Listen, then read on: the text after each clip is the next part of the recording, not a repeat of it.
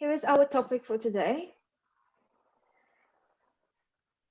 And this was mostly inspired by Dwayne last week.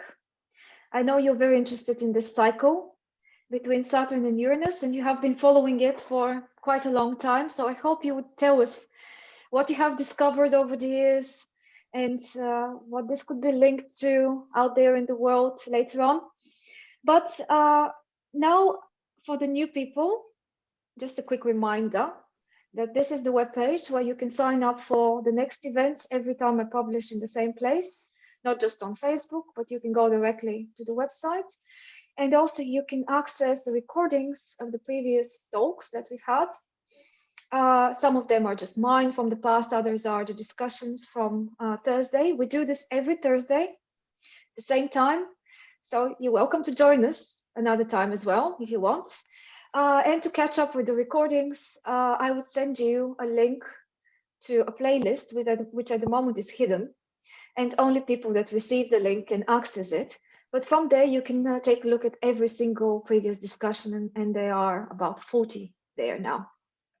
And also separately on my page, we've got Dwayne's presentations that he does almost every time. They're about 15-20 minutes long, just them on a separate page. So if you want, you can check that out too. Right, let's begin by looking at today's chart. And for the last several sessions, I have been doing this for myself to take a look at the time and the place where we do. I use Valencia, where I am, as a reference place, to see if we can see any connections between the topic of the day and the chart of the day, or maybe something else that's going on in that moment. And when I saw this yesterday, I thought I should show it to you, and we may think about it and discuss it a little bit, because we have a very interesting day today. This is the only day of this year when, and this is the year during which Saturn squares Uranus, an event that is not an everyday event. It's pretty special for that year, and we are going to be discussing it today especially. But out of the whole year, today is the day when the Sun and the Moon are in the relevant signs of Saturn and Uranus. So today we have the Sun in Aquarius. It entered the sign yesterday, and the Moon in Taurus. So could we have chosen a better day? Today we have Sun conjunct Saturn and Moon conjunct Uranus. And there is even more to that, because they turn out to be groups of 3 and not groups of 2. On the one side, we've got 3 planets in Aquarius: Saturn, Jupiter, and the Sun. And on the other side, we've got Moon, Mars, and Uranus. What do you think about all this?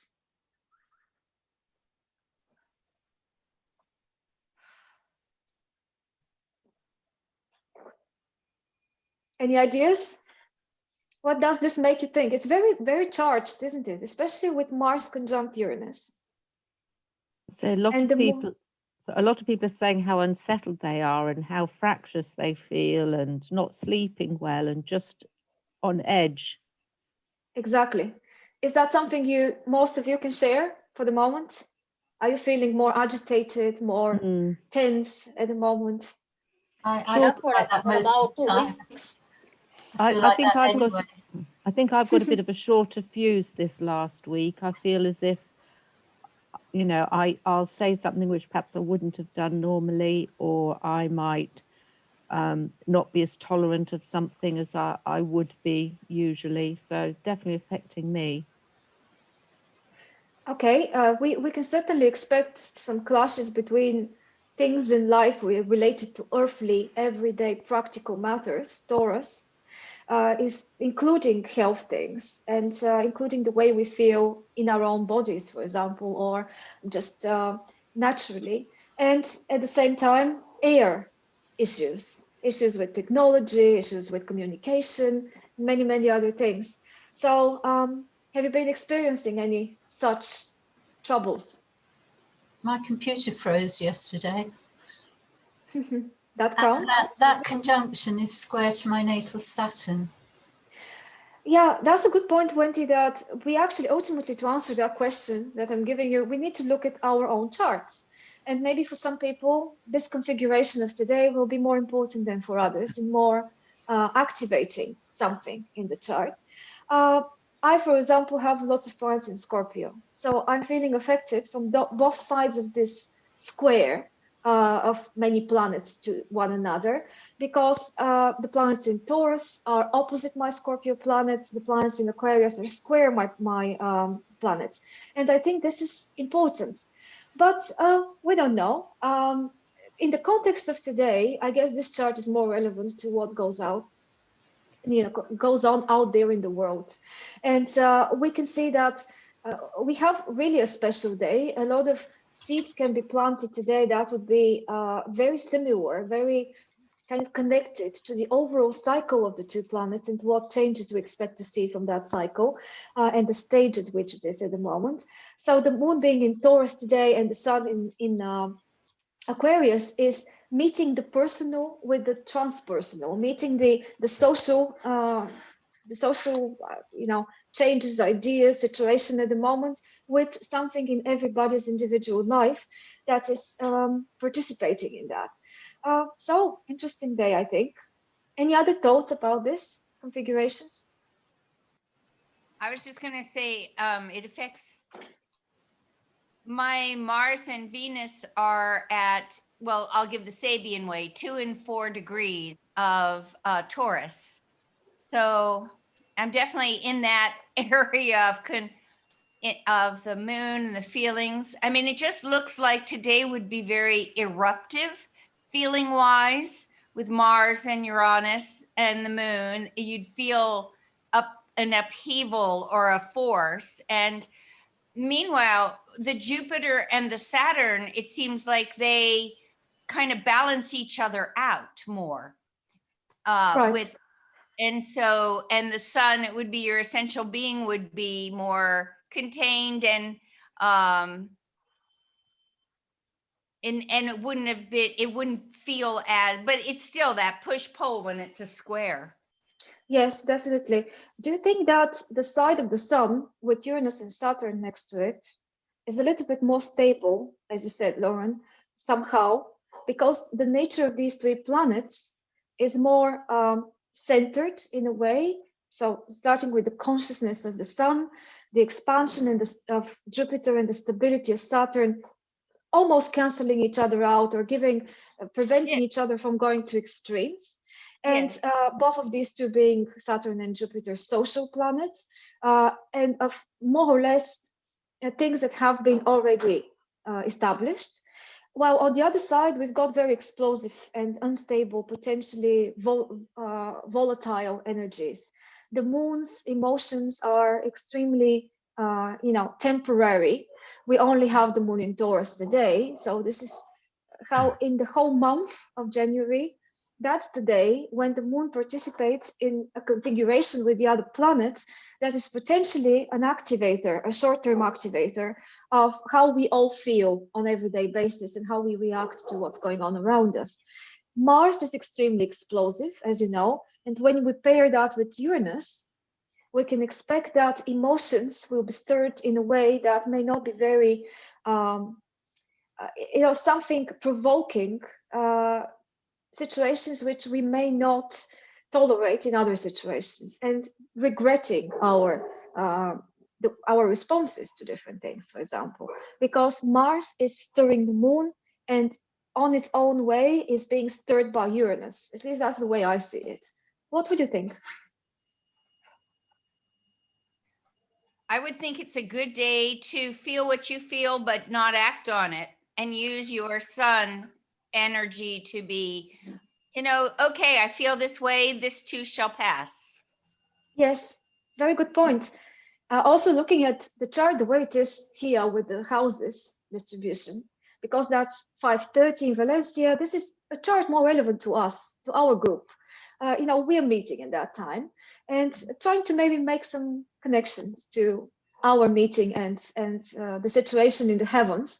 And looking at that 10th house with the explosive planets there, I'm thinking all sorts of provocations can come from outside, like what Wendy shared with us today. She is being, offered something that she needs to consider. This is something kind of, it is almost like a provocation. That's how I see it, Wendy. I don't know whether you would agree with me, that you need to decide on something that the world is throwing at you at this moment from the 10th house.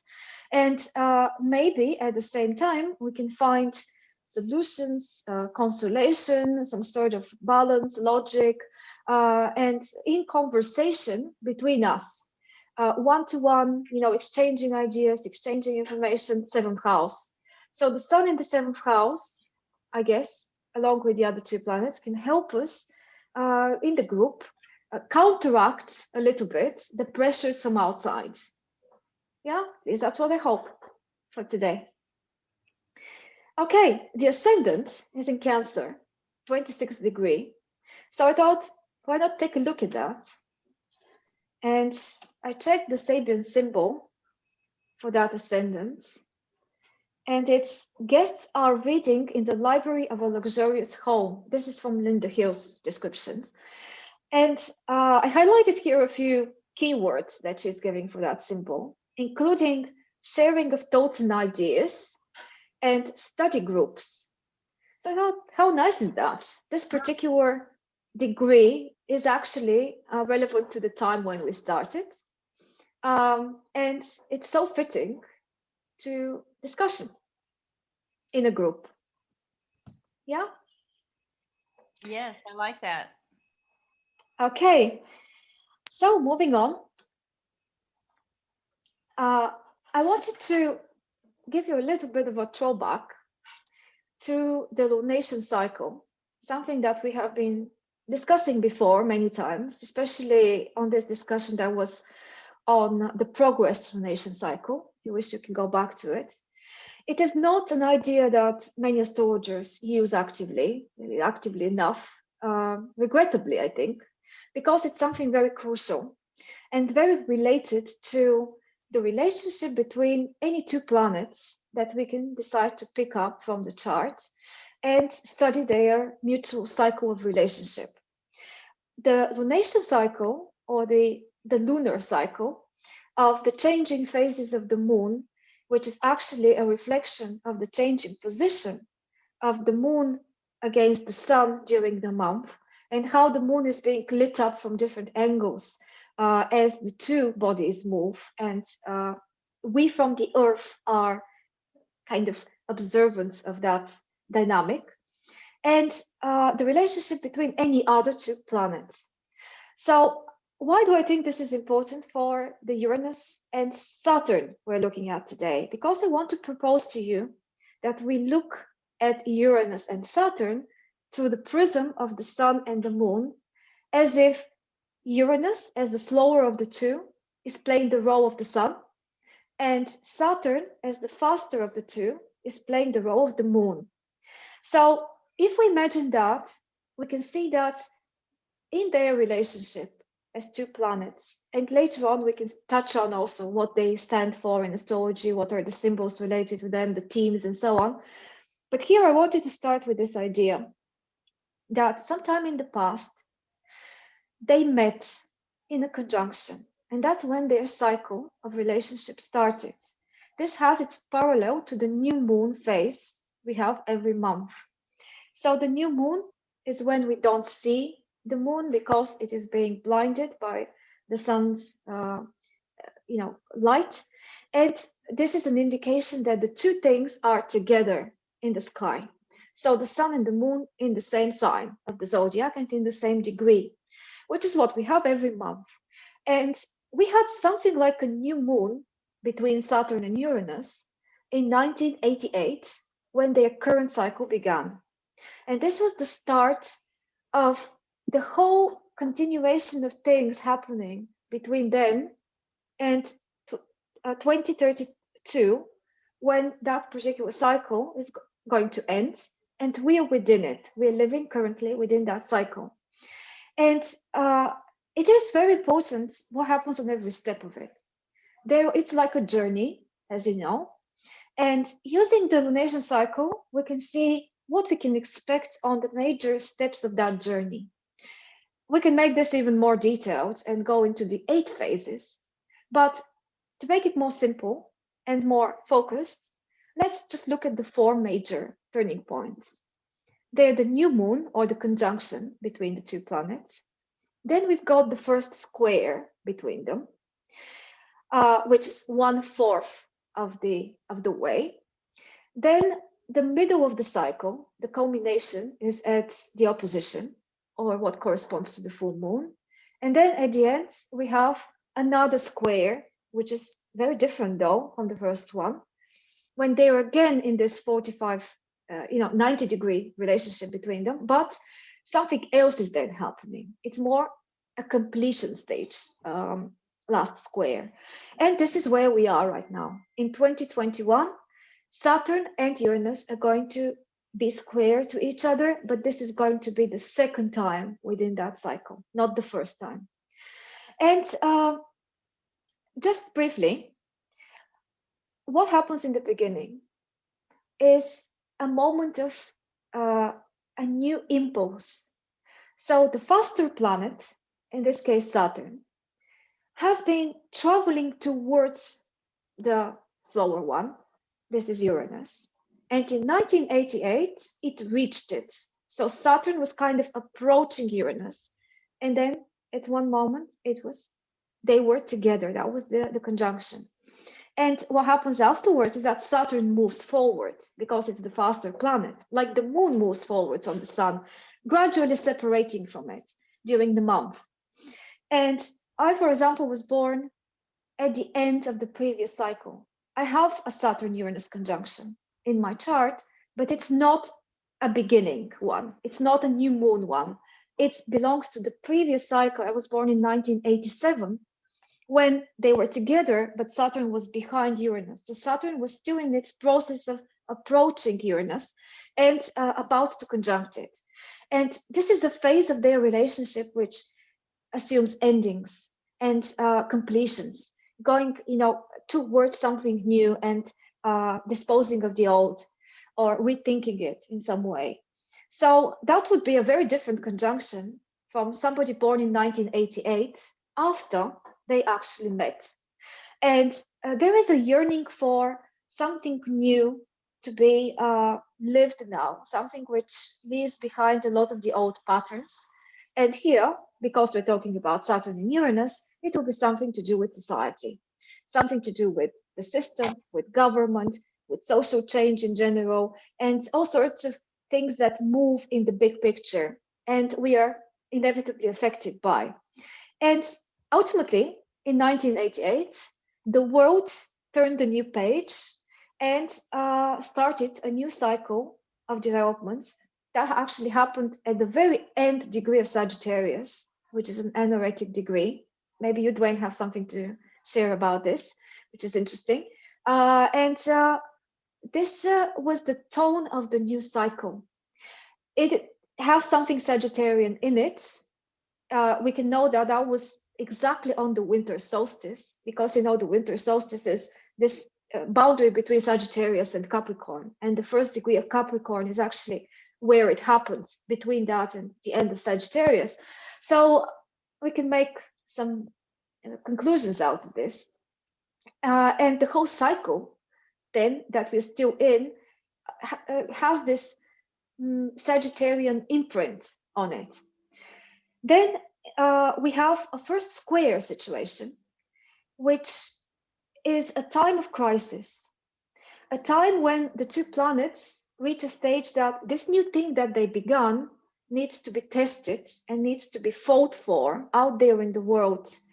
So usually there is some sort of restriction there that's not allowing it to happen. There are situations that are very physical, very real, very actional, that need to assert the new spirit and the new idea.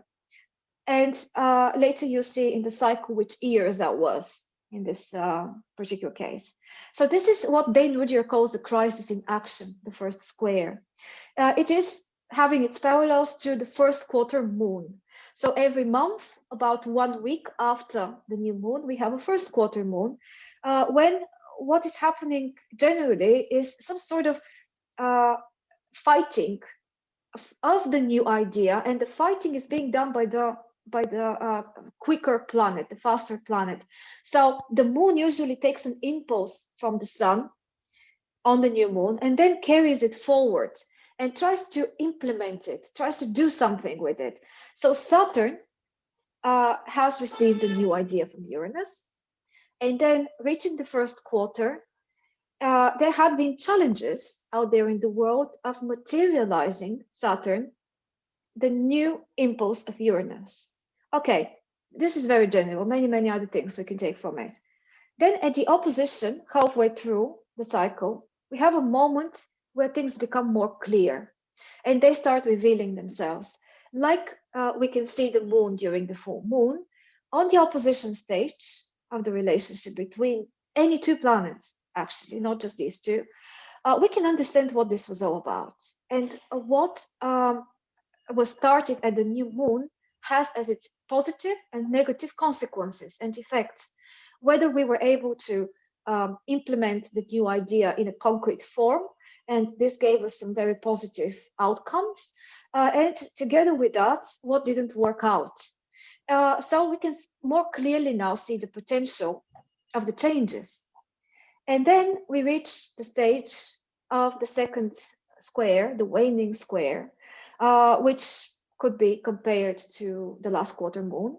And now it's very different because we are at a stage of the journey when we need to make some conclusions about how to, again, take a turn, because every square is like turning in a different direction.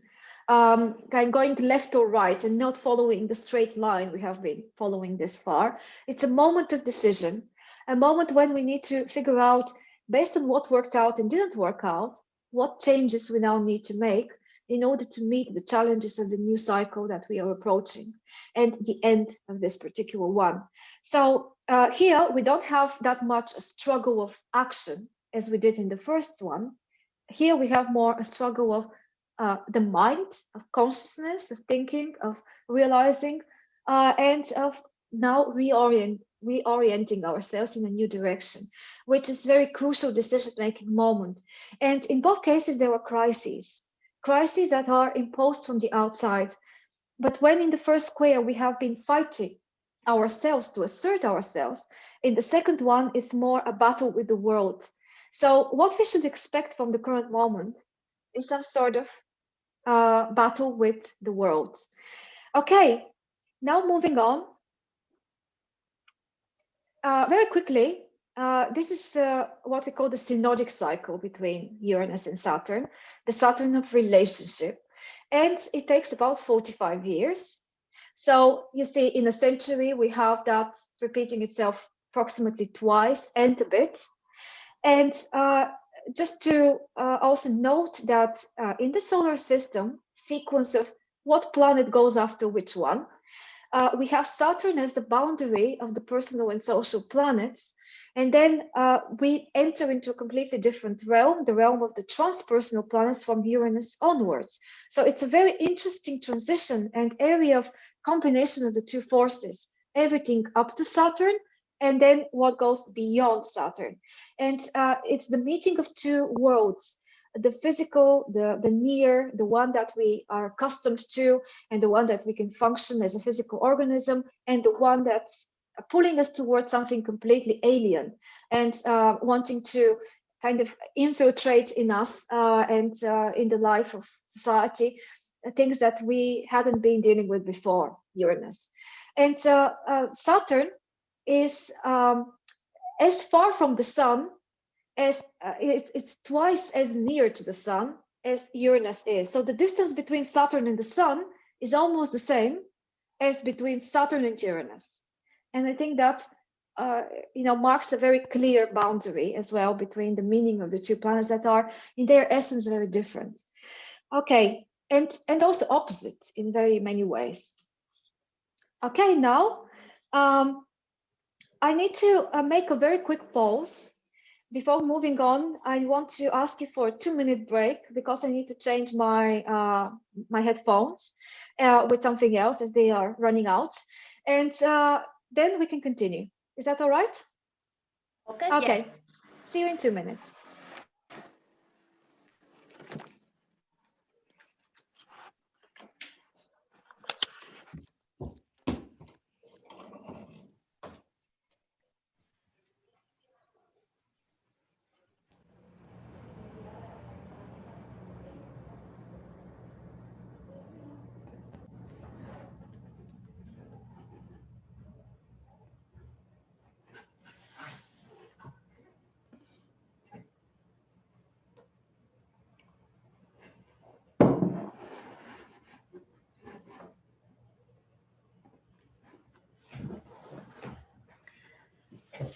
Okay, actually, I think I'm good to go.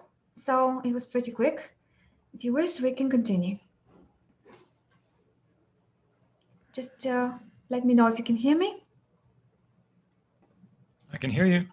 Great. Thanks for confirming, Dwayne. All right. So let's look at some themes of Uranus against Saturn. I know you probably already know a lot of this. It's just a quick reminder. But what can we expect to see here? The typical clash between the old Saturn and the new Uranus, between tradition, stability, social structures, or whatever structures, including habits and patterns in personal lives that we are very used to, that have been reinforced over many years in the past, and we're kind of used to them. And the drive towards progress and the future-oriented impulse of Uranus that is making us get out of our way to search for what goes beyond our regular habits. Shattering of the outdated systems and exposure of what's wrong with them so that it could be changed and driven into a different direction eventually. But at the same time, it can be the reverse too. It's the strengthening and reinforcing Saturn of the new, of the innovative, of the original, which could be many things, including technology that we can witness right now with so great speeds advancing. It could be the chance for the first time of new and unusual ideas that may have not been easy to accept in the past at another moment when the moment wasn't that ripe, when we didn't have a square or an opposition or a conjunction, because these are moments of giving chance to these energies to express themselves and to give us something that they usually wouldn't be able to combine each other in this way under the other circumstances, in the other periods when nothing special, nothing so charged is happening in their relationship.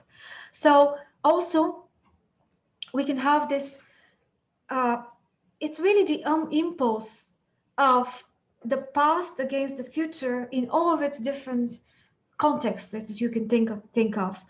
On the one hand, it asks young people to work more actively with old people. So meeting of the generations and new ways of trying to understand each other, help each other, or just reformulate our opinions and our ideas, biases about young age against, old age, and what should be kept from the old and preserved, moved forward, so we can continue the new life with it, because there are many things in history, in the past in general, that don't need to be thrown away necessarily in this extreme way that Uranus usually wants to do. So Uranus needs to appreciate those results of the Saturnian way of life that can serve it for the future. And Saturn at the same time needs to give Uranus the chance to break the shell and give a way for new light, almost like striking of a lightning that we often see as a symbol of Uranian forces, to integrate something new in the old system and reform it and give it new life, give it a new direction. Because you know what happens when Saturn gets crystallized? It can no longer give any results, any positive results. We have corrupted systems, we have, power struggles, and ultimately this material world of Saturn starts counteracting itself, the so-called fall of the empire. And Uranus is there to correct what is not working, and also show us how being inconsistent and not totally doing the same thing all over again, repeating the same procedure, routine, Saturn, but figuring out new ways to do old things that are ultimately the same, could be breaking through and moving forward. This is the ultimate planet of progress and of new kind of allowing what could be also seen as a message from the outer galaxy into the closed, constricted world of the boundaries of Saturn. And every now and then, we obviously have those times when we need to be open to this. The greatest challenges for us now, and this is very personal, depending on your chart, in which houses, for example, they fall, where you have Taurus, where you have Aquarius. That's where, for example, the position of Saturn by house would be so vital on getting an idea of which things in our lives we may need to release and we may not need to not cling to so much as we used in the past, where old structures and patterns are no longer serving us. And if we are stubborn and not wanting to move forward, then this would have, again, very Saturnian physical consequences, maybe losses, maybe disappointments, maybe a lack of stability, because Uranus is shattering the boundaries through outside events of our Saturnian structures in the relevant house that we have Saturn. On the other hand, where Uranus is in the chart, we would have a possibility of breakthrough and the possibility of something coming our way which may open our eyes. You see the revelatory nature of Uranus, of this aha moments and ideas that come to us out of the blue almost, or at least this is the effect of it. That's how we normally feel about it. So add to these things. I haven't listed many particular, but hope we can brainstorm together and think of different things like real things out there that we can connect to this.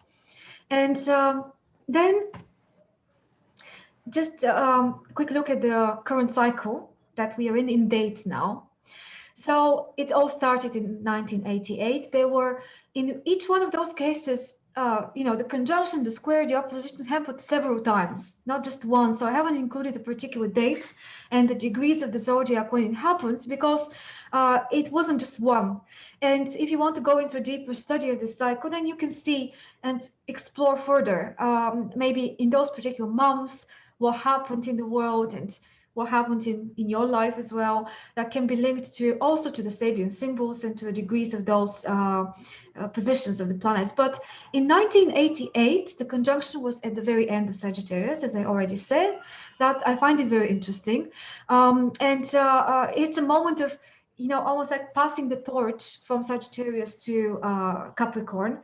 And it seems like it gives us a clue that those battles between old and new will be focused on Sagittarian topics throughout the whole cycle, which include things like different societies learning how to live together, immigration issues, for example, or racial issues, or how to, within the same country, to have different cultures integrated, clashes between, different countries. So foreign wars, events, conflicts, all sorts of things like that, but also opening to each other, maybe especially through technology, because throughout the cycle, we also see a repetition of Aquarius and Taurus. So in the first waxing square of 1999 and 2000, we had Saturn in Taurus and Uranus in Aquarius. Well, today in 2021, in the second square, we have the opposite, Saturn in Aquarius, Uranus in Taurus.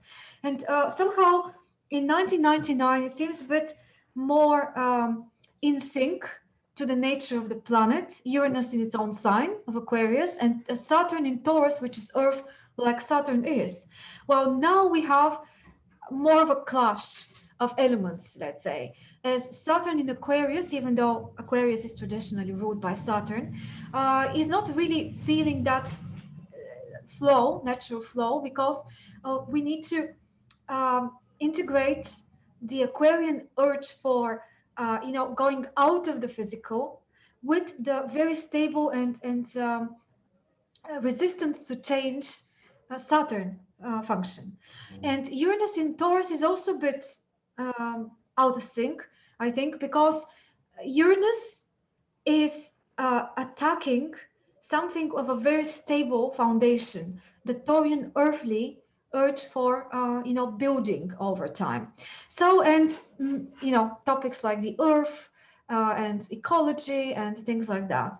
So, okay, a few notes here you can see about what some interesting events, major events, could be connected to those different periods, and how this progressed over time. It's very interesting also to note what else was going on in the sky, the major transits, especially of Pluto, when Saturn and Jupiter and Uranus were meeting in the past. So, for example, in 1999, I think we also had Pluto-Saturn opposition.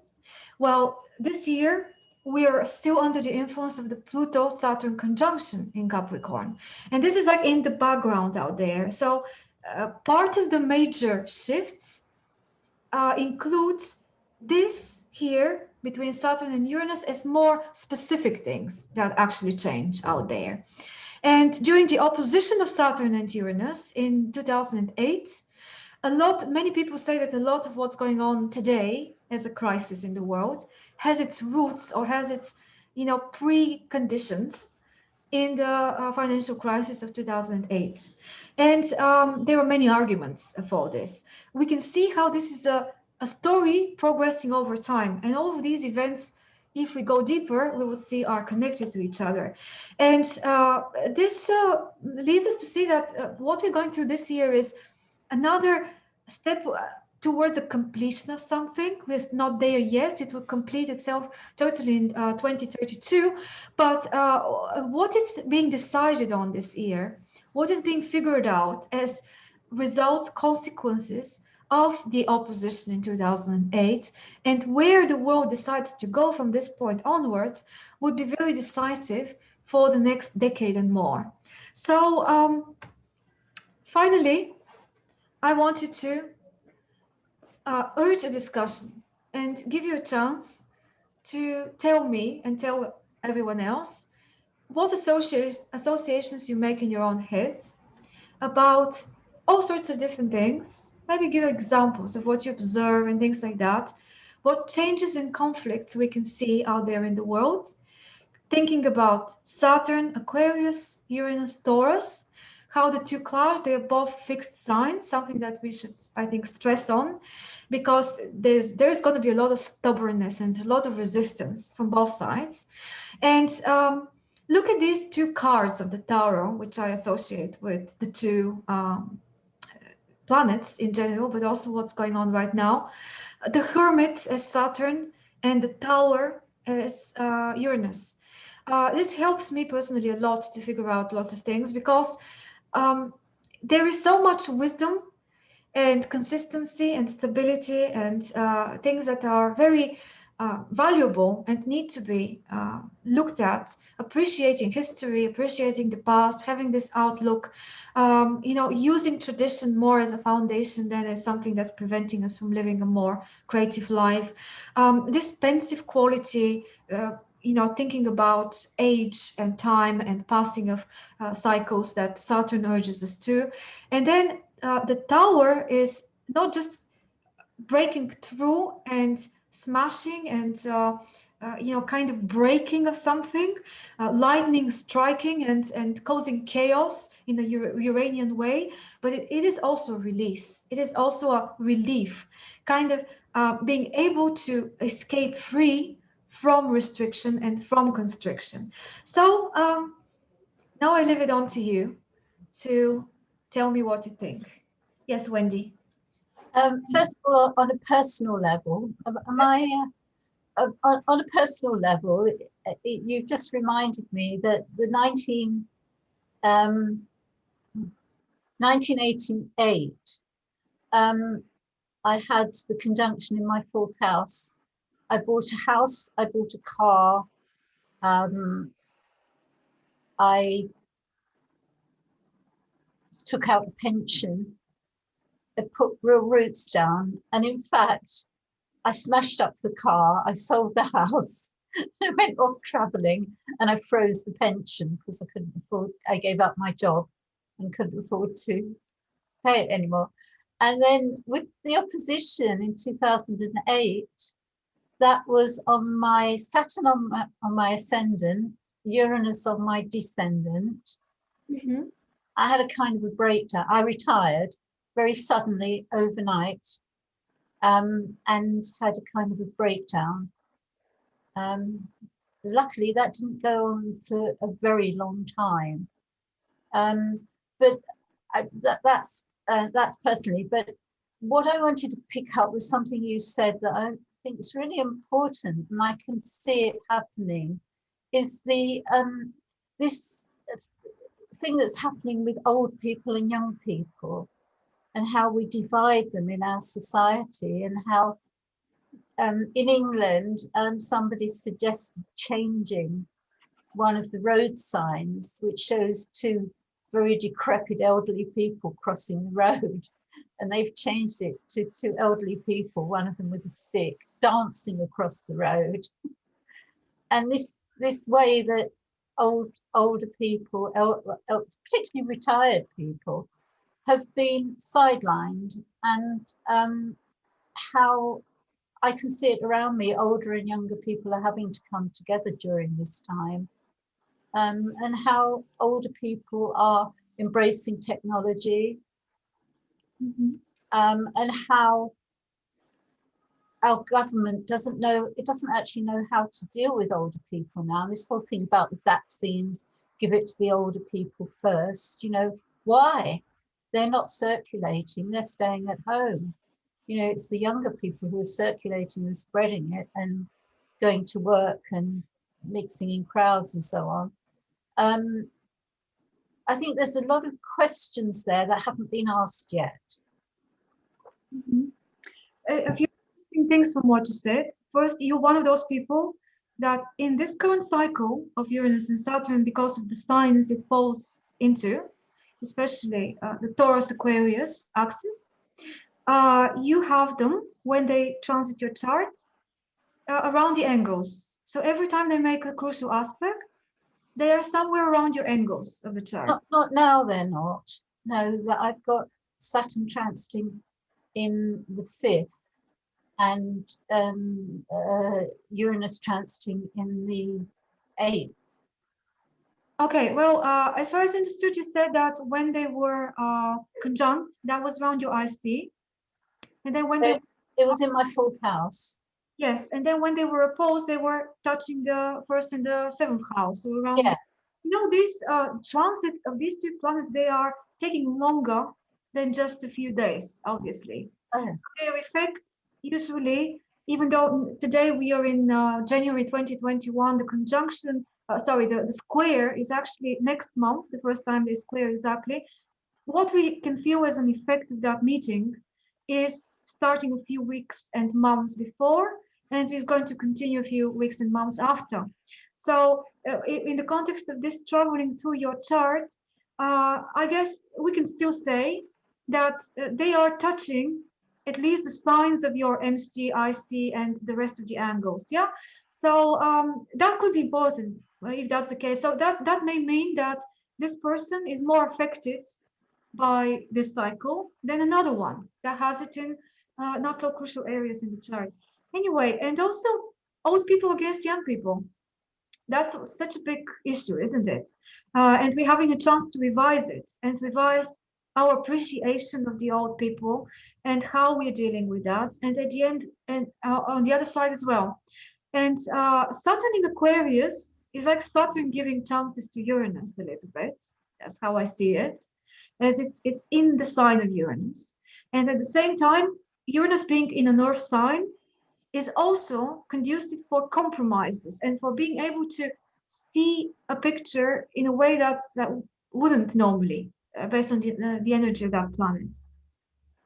Yeah.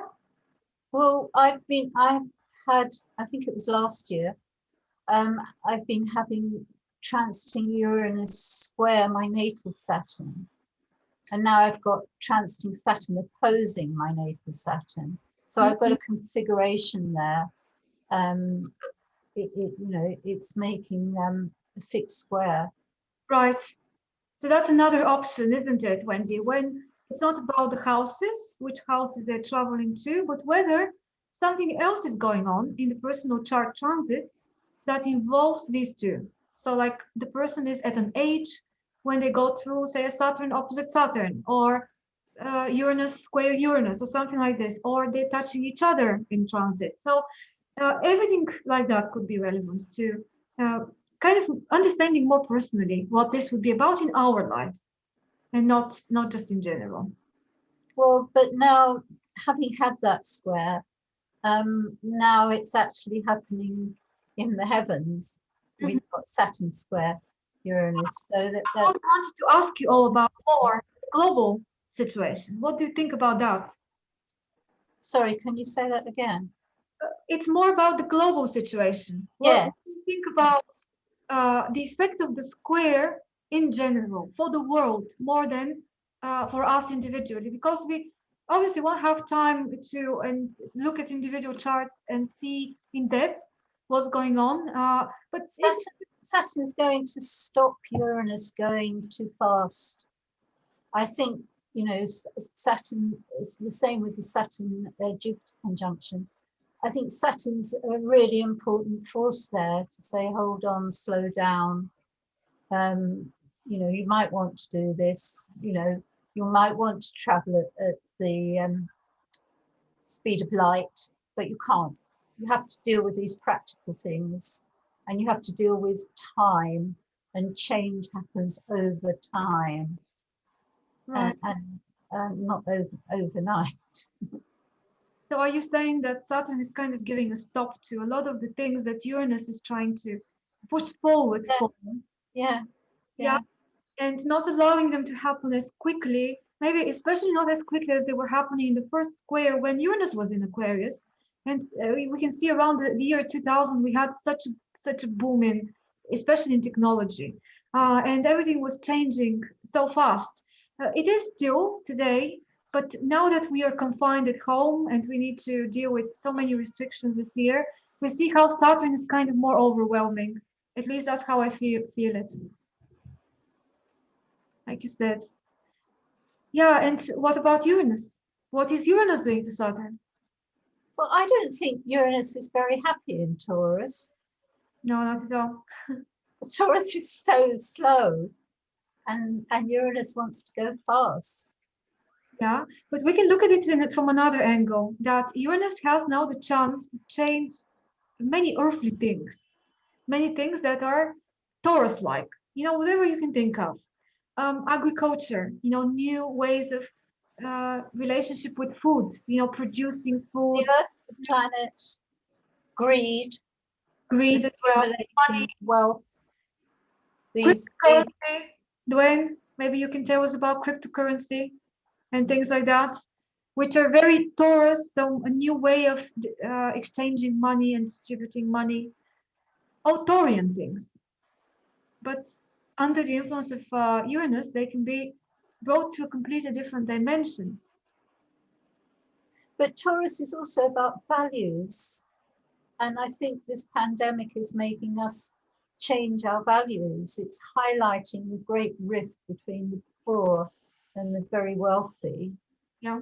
And it's making us address our values and all sorts of other things as well, all sorts of other values. And I think that's quite a good thing. It is definitely, and I have been thinking a lot about how the idea of what success and what is, what somebody possesses, what out of what people possess is really valuable. And the idea out there in the world is changing about that. I think until maybe recently, a couple of decades maybe ago, it was the norm that the person with the biggest car, the biggest house, and the most money in the bank account is the coolest guy out there, or something like this. Well, this trend, I think, is changing in the younger generations that are no longer impressed by material accumulated, wealth, but rather see through the emptiness of that and start putting a higher price on other things, on skills, on ability to be flexible and to kind of move from one place to another or create something innovative, personal relationships. And so ideas get more valuable than physical things. It's almost like there is a transition between earth and air in a way. Yeah. And lots of things are getting devalued from the past in that way, but new ones get more important. What else? I would add to the discussion that we may be seeing some more earth changes. Okay, like what? So, the regular earthquakes,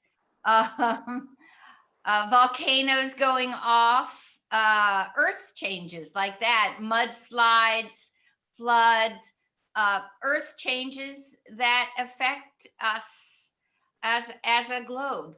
Yes, this was the greatest scare, I think, when we were as astrologers looking at Uranus going into Taurus a few years back, and during the whole 7 years, what was expected was this ecological crisis on many levels that we may be facing. That's how I look at also Uranus and Taurus. Yeah. That it's sort of going to change the Earth itself. Mm-hmm. And then there's how we have the ideas and technologies that will be innovative to move with those things and to adjust with them.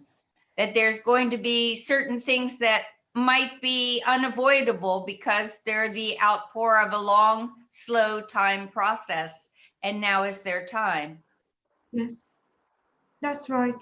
And everything that comes from this, like things like how we produce food and give it to more people throughout the world using technology, for example, alternatives, also bringing back old natural ways of, say, nutrition, yes. care of the body. I think of Monsanto as one of the things that, the proliferation of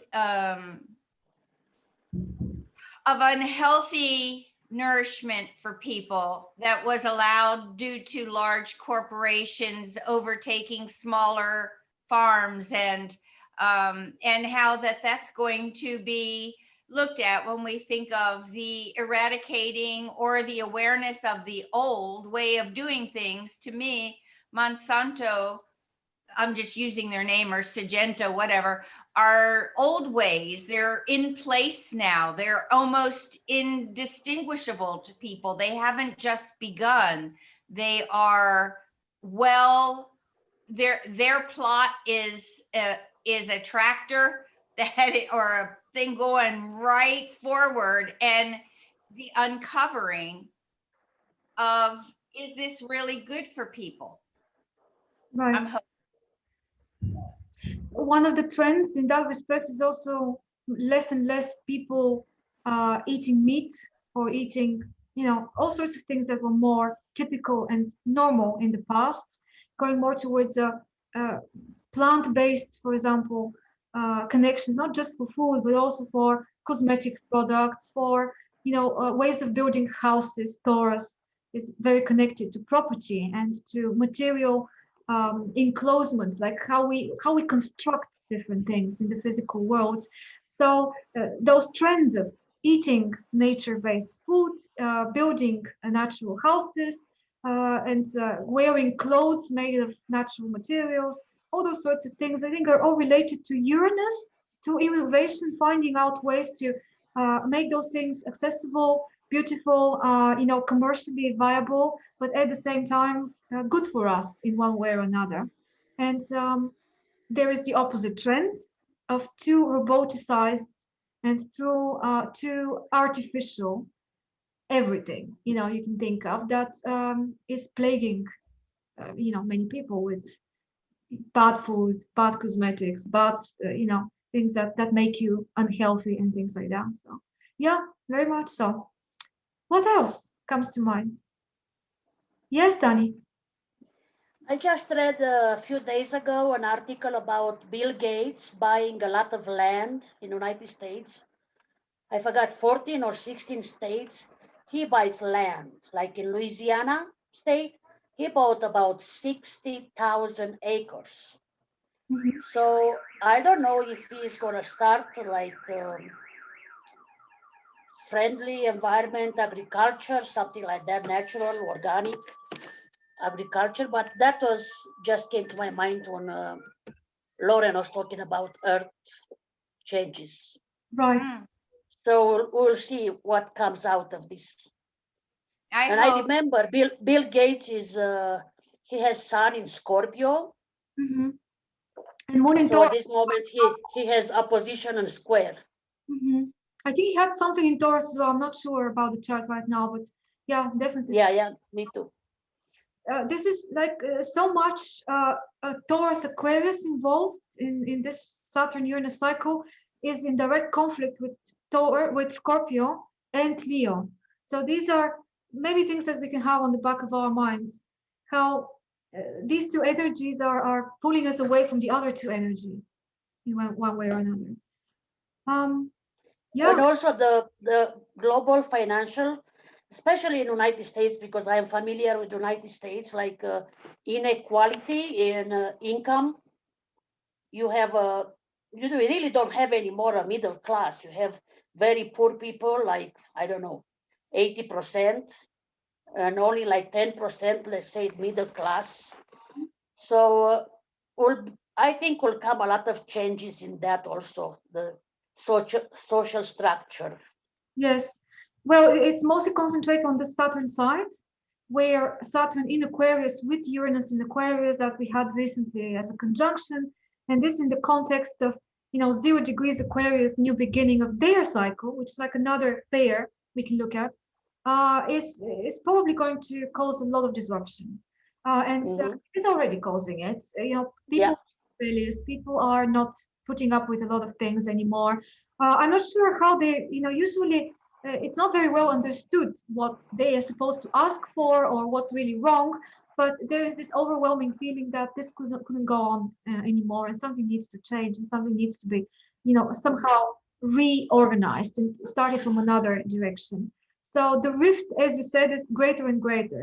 And And now, in this past year, for example, people, I don't know if it was Musk or if it was Bezos from Amazon, but in their wealth, which is to me Taurus oriented, increased like I don't know, 1 million a day, 1 billion a day more. It was something so huge I couldn't even wrap my mind around how much the very, very wealthy were able to make so much more money right now, while the other people were making so much less because the little mom and pop shops have closed down, and I live in a small hamlet of Ashland, which is very small oriented, and all the businesses. Also, my 8 years in Hawaii, the small businesses not being able to sustain themselves, and yet the highest level of income people absolutely wealth that they couldn't use in a lifetime. Each minute they're making this much, each month they're making this much, just from their accumulated wealth, being more wealthy and not paying any kind of contribution to society. So I do see that there's going to be some shakeup coming to try to even things out. yes, and there are many signs of this more socially oriented, let's say, response to it. At the same time, just for the sake of balance, the other side is concerned about things like entrepreneurship, because yeah, you are absolutely right that this drift is very big and it doesn't make sense. Something in the whole logic of it, the system of it, is obviously not working if it's causing such a big disproportion. But at the same time, there needs to be incentive for people to innovate, to create, to move forward, to be people that put themselves in the position of responsibility, and then they create jobs, they create opportunities, they move the whole society forward as well, and give. There is like it's very thin boundary, and it's very difficult to find a balance, how to, support this sort of innovation that creates progress and creates prosperity for everyone eventually as a knock-on effect, and at the same time not allowing those people that create it to disproportionately, somehow rule over the others, and not give them the chance to have even basic survival needs met. So yeah, these topics are under the spotlight right now a lot. Exactly, that's all. Under the spotlight, not to see that these sorts of problems are the crisis that will need solutions. Yes, and it's interesting in the context of this being the waning square, that the meaning of what's going on is, I think that's so important to take a look at that we are not in a conjunction right now, because there'll be tensions like the same, under the same topics, when there is a conjunction, when there is an opposition. But this square is like telling me, at least, that those problems are a result of the past, a result of what was going on in the previous steps in the cycle. And now it's like a last chance to deal with it, or a last chance to face it and resolve it and do something, because the new cycle is coming. And I don't know, I think it's in Gemini, the next conjunction of, do you remember? Yeah. It's in Gemini. Yeah, Gemini. Yeah, in 20 years. Yes, so we are now in a stage of preparation for that. So the second square is about making a decision, what needs to stay, what needs to go, what needs to be put under control, or asked for, to take responsibility, or the other way around, support somebody or something that needs it. So interesting times. It's always like in the context of the big picture, and not only we had all of these transits in 2020, but now we have this as well, which is another detail, part of the same film, isn't it? So another thing I just think about, Saturn is being step by step by step, and then with Uranus, it's like bumped off. So it's like being ready as individuals to face that we may have a plan, and then there will be interruptions to the plan. Right, that's right. And one thing that I read this week in an article by Dane Rudier, you can read it online, the value of this inconsistency, it's called. It's the meeting points between Saturn and Uranus. And there is one thing there that he mentions, that Uranus is not only sudden change. That's what we're used to thinking of it as, like out of the blue, lightning striking, very surprising events and things like that. But also Uranus is one other thing, which is this idea of being able to break out of the consistency and be prepared, not just every now and then, but always to be receptive of changes and receptive of new ideas. And they don't necessarily have to be very shocking and very sudden, but it's this state of mind which is allowing another way of existing, not just under tradition, under convention, but being Uranian means like being an open channel all the time for what needs to be adjusted in every next situation and what needs to be allowed in, and also giving the chance for thinking and reasoning in a more balanced way and more objective way, because it's air. Yeah, air more as a constant, not that much as because Aquarius is a fixed sign, and it acts over time, not just suddenly and explosively. Yeah, it's a very interesting one. It's here, like always, quite philosophical, but I think you can find a lot in it. I wanted to show it to you. So let's go out of this.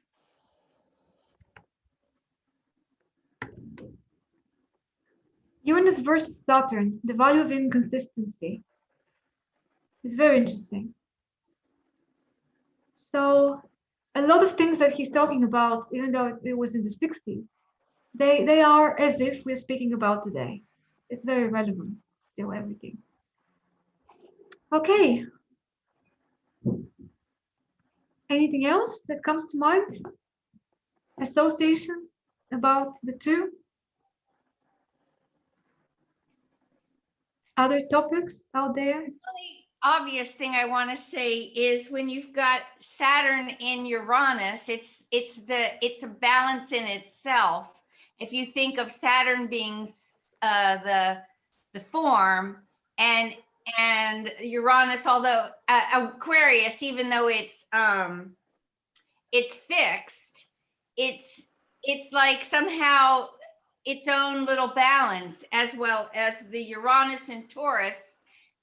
It's the Uranus is perhaps the moving one, and Taurus is the slower one. So within this formulation, there's a certain kind of equilibrium, the planet to the sign it's in, on both sides of this conjunction. Yeah, so something like what Uranus works with, the material on which it has its effect, its Uranian effect, is the earthly side of life. Yeah.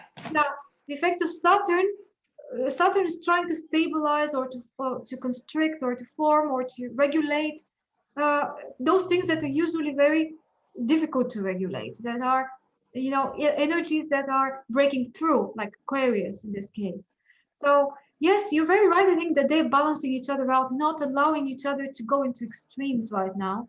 So for that reason, I think we can think that this would be not such a disruptive influence this time, but actually within the context of the other things that are disruptive, like Pluto transits and other things going on.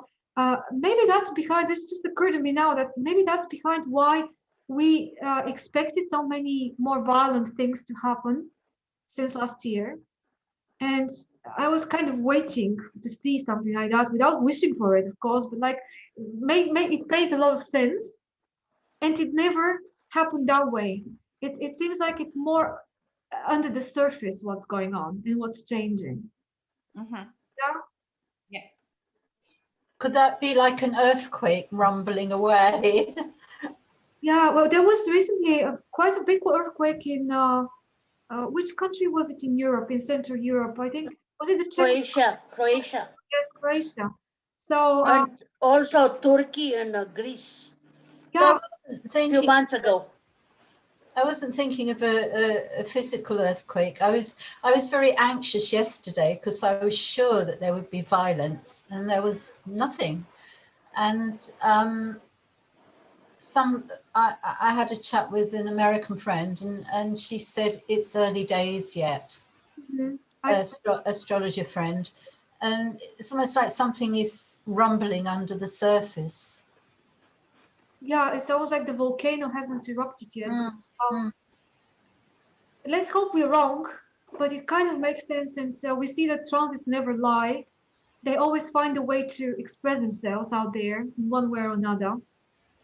But yeah, we'll see. We'll see. I also think that we still haven't come to the end of the periods, so it's very difficult to judge what the situation.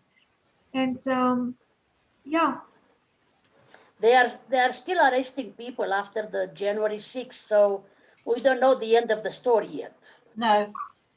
No, and I do think there will be anyway, yes, but it's more, I think it's our own discipline with ourselves to try very hard to be peaceful and happy. mhm. Yes. And stabilize inside ourselves.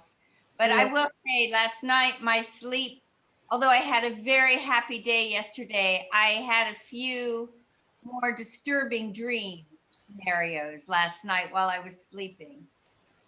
And I thought, that's weird. I had such a happy day. What's the problem? So it could be like an upsurge from the collective unconscious, what goes on in the world, into us. We're being affected without even knowing what we are affected by at the moment. It's something in the air, which is very tense, and it's normal to be tense considering the situation. But yeah, personally, it's when Saturn squares Uranus, one of the things that always happens is that everybody in their own life in a particular area is being challenged to change their ways. It's an urge to reform ourselves, but this is what 99% of people have this inbuilt resistance to. We want a stable life, a peaceful life, don't we? We want to have consistency. We want to know what to expect. And it's very difficult to break through, especially those things that we have the most attachment to. And one of the energies in astrology we consider connected to attachments is Taurus.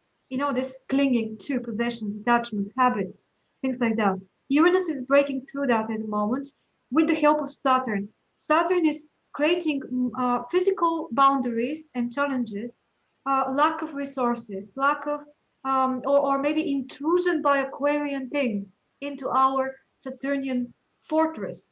And we need to voluntarily decide to make the changes, whatever changes each one needs to make. But if we don't do that at the square or around the square, then there are always consequences. So this is something that astrologers, I think, need to remind people at the moment, is look around and see what you are being challenged to change, because it's a moment which is ripe, and if you decide to do that, you would be, you know, kind of following the energies in a good way and in sync with the energies. But if not, that would be a lost opportunity. And the more Saturn doesn't want to change, the more Uranus would be creating problems for it.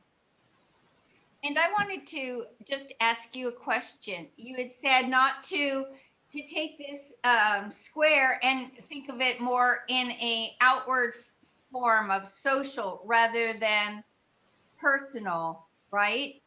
Not about our personal lives, but more about what's happening in the world. It's both. It's just a question what we want to look at, what we want to concentrate on. But in astrology, those archetypes, they always have a social dimension and a personal dimension. Even if we are speaking about a very personal planet like the moon, you know how the changing signs of the moon every couple of days, they affect the atmosphere of the day in general.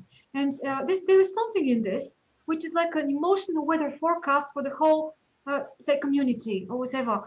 And at the same time, something very transpersonal like Uranus, Pluto, Neptune could be very personal every now and then.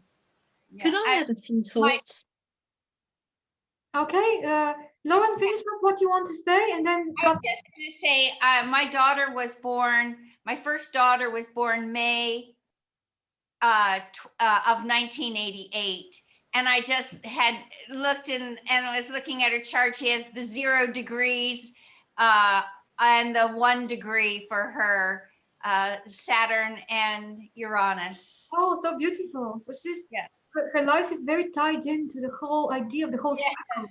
And I can, it'll be fun to kind of go around the circle with that for her. Yes, it will be very interesting then to see. It's like a new moon baby, but new moon in terms of Saturn and Uranus, and to see how things are developing in the 4 different stages for her. And I really appreciate, just quickly, that you related that conjunction to the lunation cycle. That was very helpful in a way of thinking of it. Thank you. Yeah, thanks, Laura. I think that's very important. It's so often missed. You know, we're thinking, oh, it's a square, so it should be just the, you know, textbook definition of what we should expect from a square: the tension, the conflict, and things like that, the general, you know, keywords. But a square in the first half and in the second half is very different, and we should see different things. Yeah, different. The stakes are different about what's going on and the context of the meaning of it.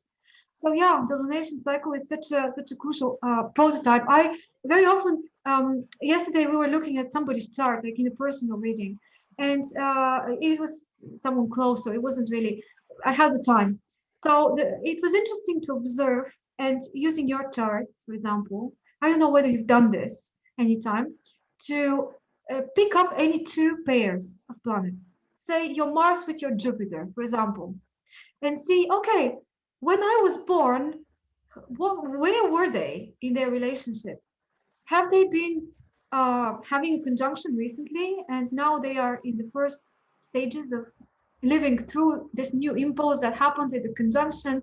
And were they about to conjunct again? So this can give you such a valuable perspective about interpreting the chart, because you can see the energies for that person, how they are related, what context that they were born in. Yeah, what was going on in the universe when they were born. And it's not just in the perspective of angular aspects. So Jupiter trine Mars.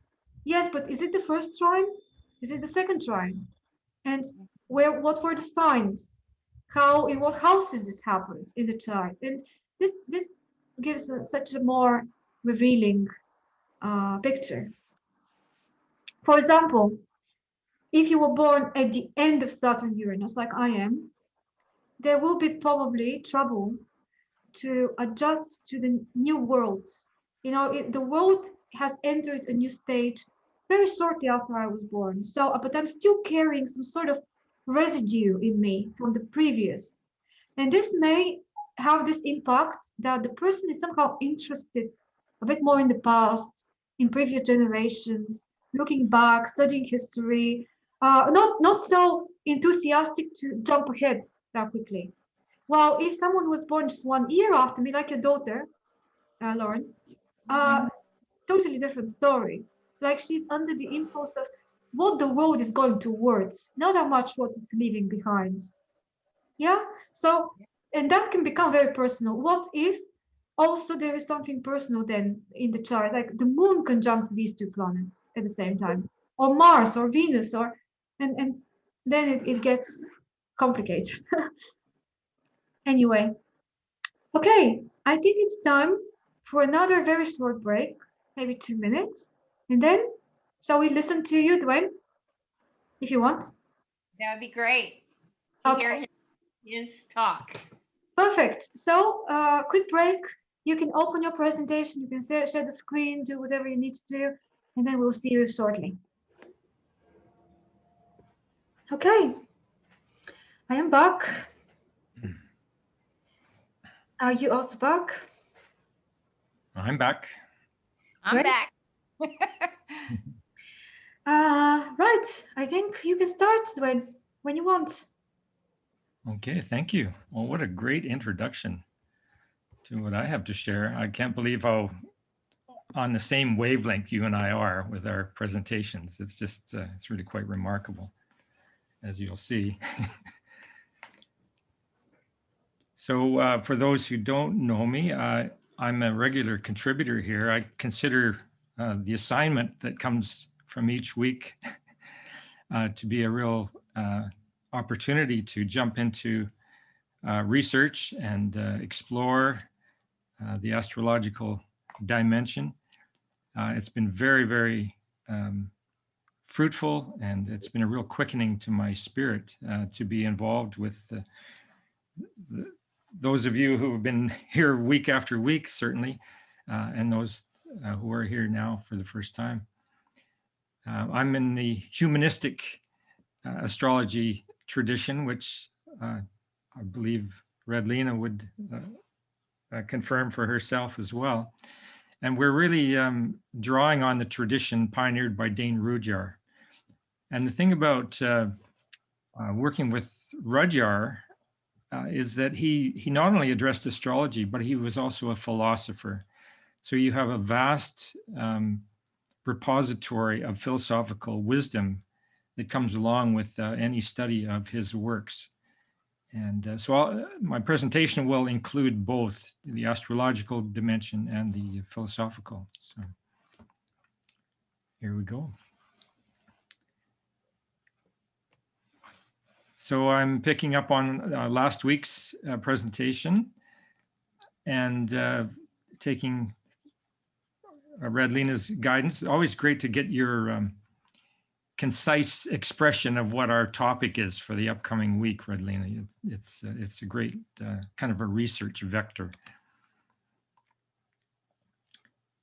So we're exploring the current Saturn-Uranus cycle from a humanistic transpersonal point of view. A quote from Rudyard from his book From Humanistic to Transpersonal Astrology in 1975. The highest purpose of astrology is to provide the individual human being with a knowledge of how best to act so that the closed center of the ego may open up to the power of his or her inherent destiny or dharma. So that's a very concise statement coming from Rudyard and his years and years. He wrote about astrology for over 50 years. And this is one of his very most concise statements about what he considers to be the purpose of astrology. Having been studying him since 1972, I experienced his growth curve through his works, seeing him pioneering this humanistic approach to astrology, and then seeing and experiencing his transition into what he called the transpersonal domain, that's signified by the outer planets. So working, with his work, it was like being carried aloft by a skyhook, as I studied his works, and very, very evocative of the more transcendent realms. He was very capable of bringing that about. Now, Alexander Ruperti was I think, of similar age to Rudyard, became a student of Rudyard, and in his book, Cycles of Becoming, we get this statement by him of what Saturn actually represents from a humanistic astrology point of view. The ego is the Saturnian structure of man's consciousness. It is the expression of one's capacity for consistency in behavior, and it is the foundation of one's conscious sense of I.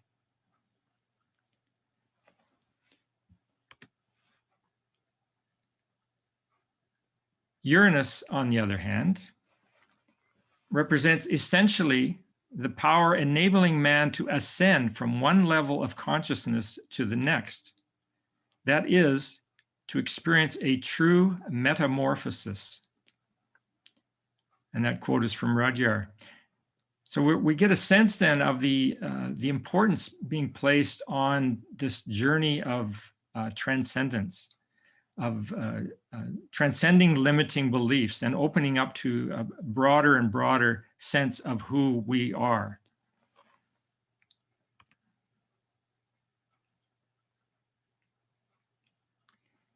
Now, I can't get into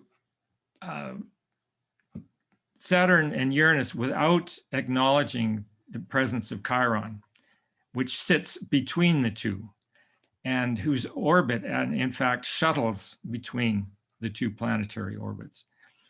So in my orientation to astrology, Chiron is the great exemplar of astrology at its very highest.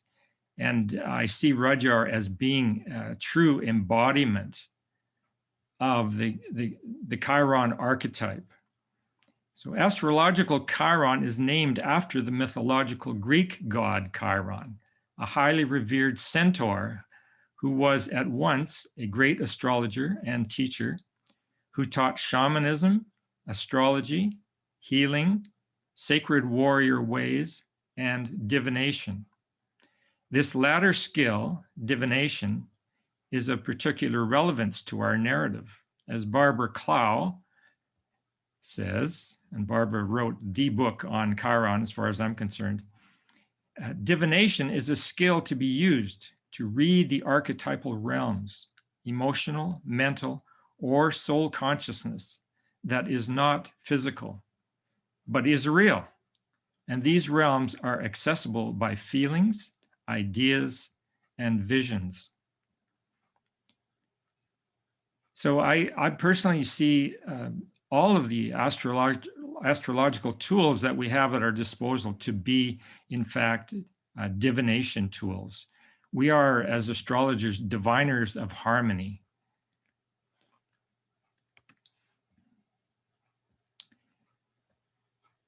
And the fundamental divination tool, as far as I'm concerned, and I believe as far as Rudyard is concerned, is the lunation cycle. And I'm so glad that you brought that forward, Redlene, because it really, if people truly understand the value of this particular tool, they'll be very gratified in using it.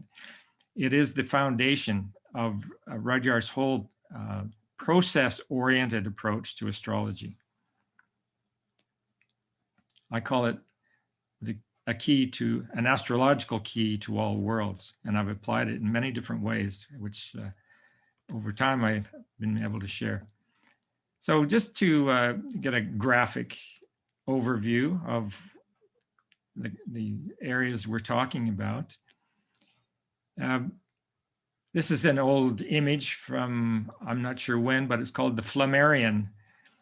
And in the Flammarion, we have as I see it, the domain of sun sign astrology to the right, right over to the left side where that bubble kind of ends, and we look beyond, as the fellow in the bottom left-hand corner is doing. And as Barbara Clow says, the lesson of, and that would be Chiron, or the Chiron factor. The lesson of Chiron is to break Saturn form so that the native can move into Uranian dimensions. And within those Uranian dimensions, we see the lunation cycle as a key, a fractal key. What that means is that it can be applied to understanding any cycle of relationship at whatever scale, because a fractal does not change its structure with changes in scale. So we can be tracking the unfoldment of a cycle between Saturn and Uranus, or between Pluto and the Sun, or between Mars and Venus. All of these relationships are tracked according to the same archetypal structure. And the tool of Chiron, the tools of Chiron are there to help us navigate that territory.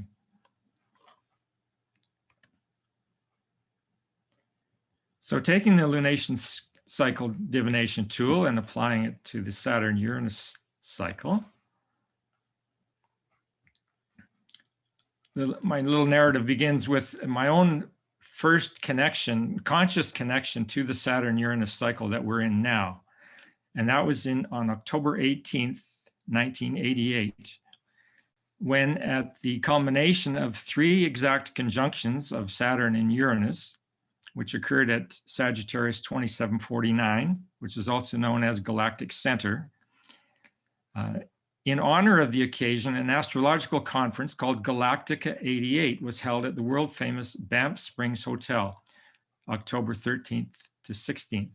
I attended that conference and came away from it feeling completely attuned to the Saturn-Uranus cycle, a feeling that persists to this day. Now, I think that was a very auspicious moment for me to have taken in that conference. If I hadn't done so, I'm sure I wouldn't have the same relationship to the Saturn-Uranus cycle that I have. It really was an initiation into direct experience of a cosmic cycle. I was there with the many other astrologers that gathered for that conference. We were completely aware that we were entering a new cycle, a new 45-year cycle. And it was a really remarkable time.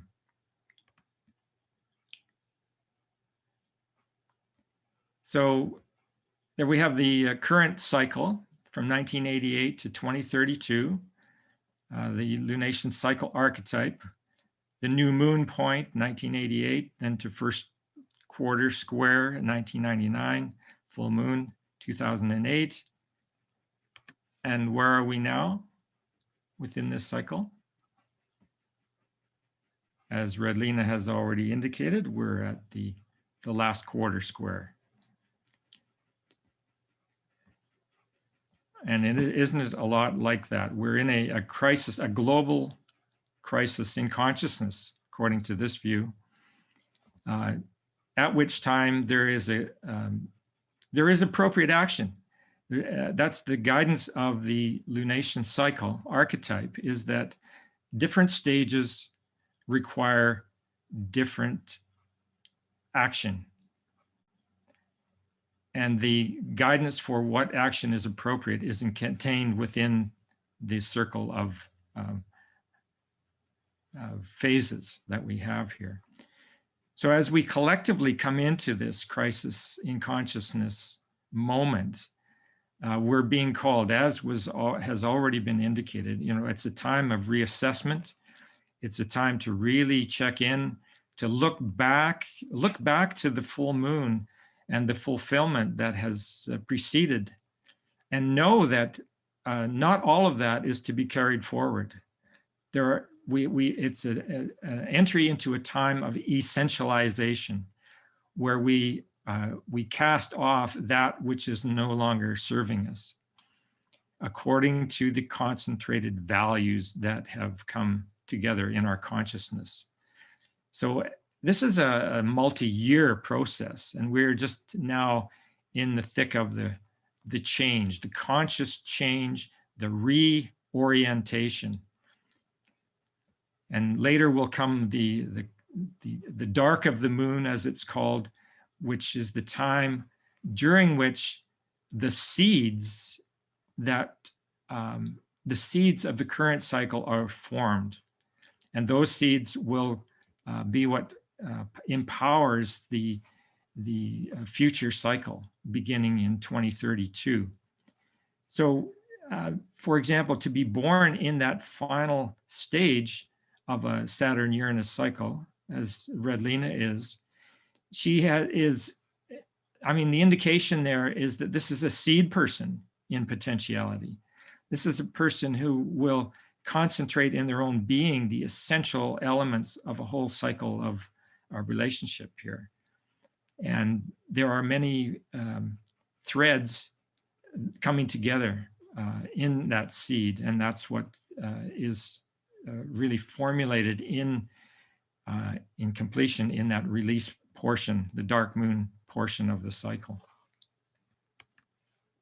And Rudyard goes very much in depth into the archetype of the seed man, the seed woman. So just a basic sense of the difference between the first quarter crisis and the last quarter crisis. In the first quarter of the lunation cycle, we're building up form. It's the moon phase reveals that, the phase is getting brighter and brighter and brighter as we come up to a full moon. And I'm just realizing this graphic actually is reversed. I think I started with a black and white version. But anyway, we go from new moon, the dark of the moon at the top, to the full moon. Challenge at the first quarter is from outside. We're pushing up against other forms and having to assert through building form what it is that's empowering that part of the cycle for us. And at that particular crisis, decisive action is required. And that decisive action is like taking hold of the steering wheel and steering ourselves towards some kind of, by then, dimly recognized fulfillment, which is what the progressed or the full moon period in the cycle represents. So the indication is that we actually have to act in order to get to that place. If we don't act, we just get carried along. The momentum of the cultural trends that surround us and impinge on our lives will carry us hither and yon.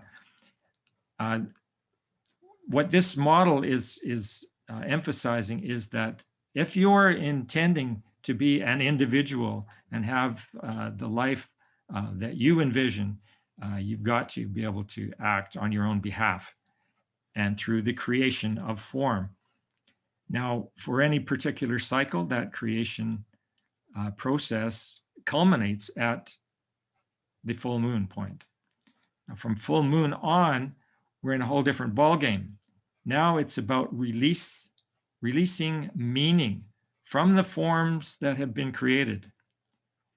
If you're an author, for example, you've been writing a book in the first half of the cycle, and it comes to fulfillment at full moon, then it's all about that people are actually engaged with the ideas.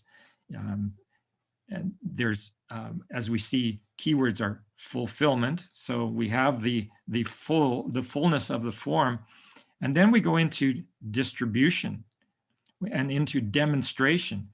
And those ideas, those concepts have to be brought to bear on in a real life situation and have their value shown. And of course, as is the case with everything, as the process moves on, there is the inevitable decay. And as Rudyard points out, the decay goes, can be very glorious. The radiant leaves of autumn are very appealing. But if your dharma, if your truth of being is to be more of the seed, then you are having in that time to cast off all non-essentials, all forms that no longer serve, and get right down to that very, very core essence.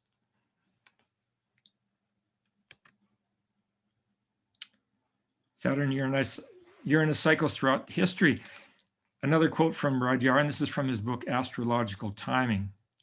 What algebra is to the immense mass of the experimental data of physics or astronomy, astrology can be to the profusion of historical data collected by historians and archaeologists. It can help us to orient ourselves to the future by giving a new meaning to the present trends.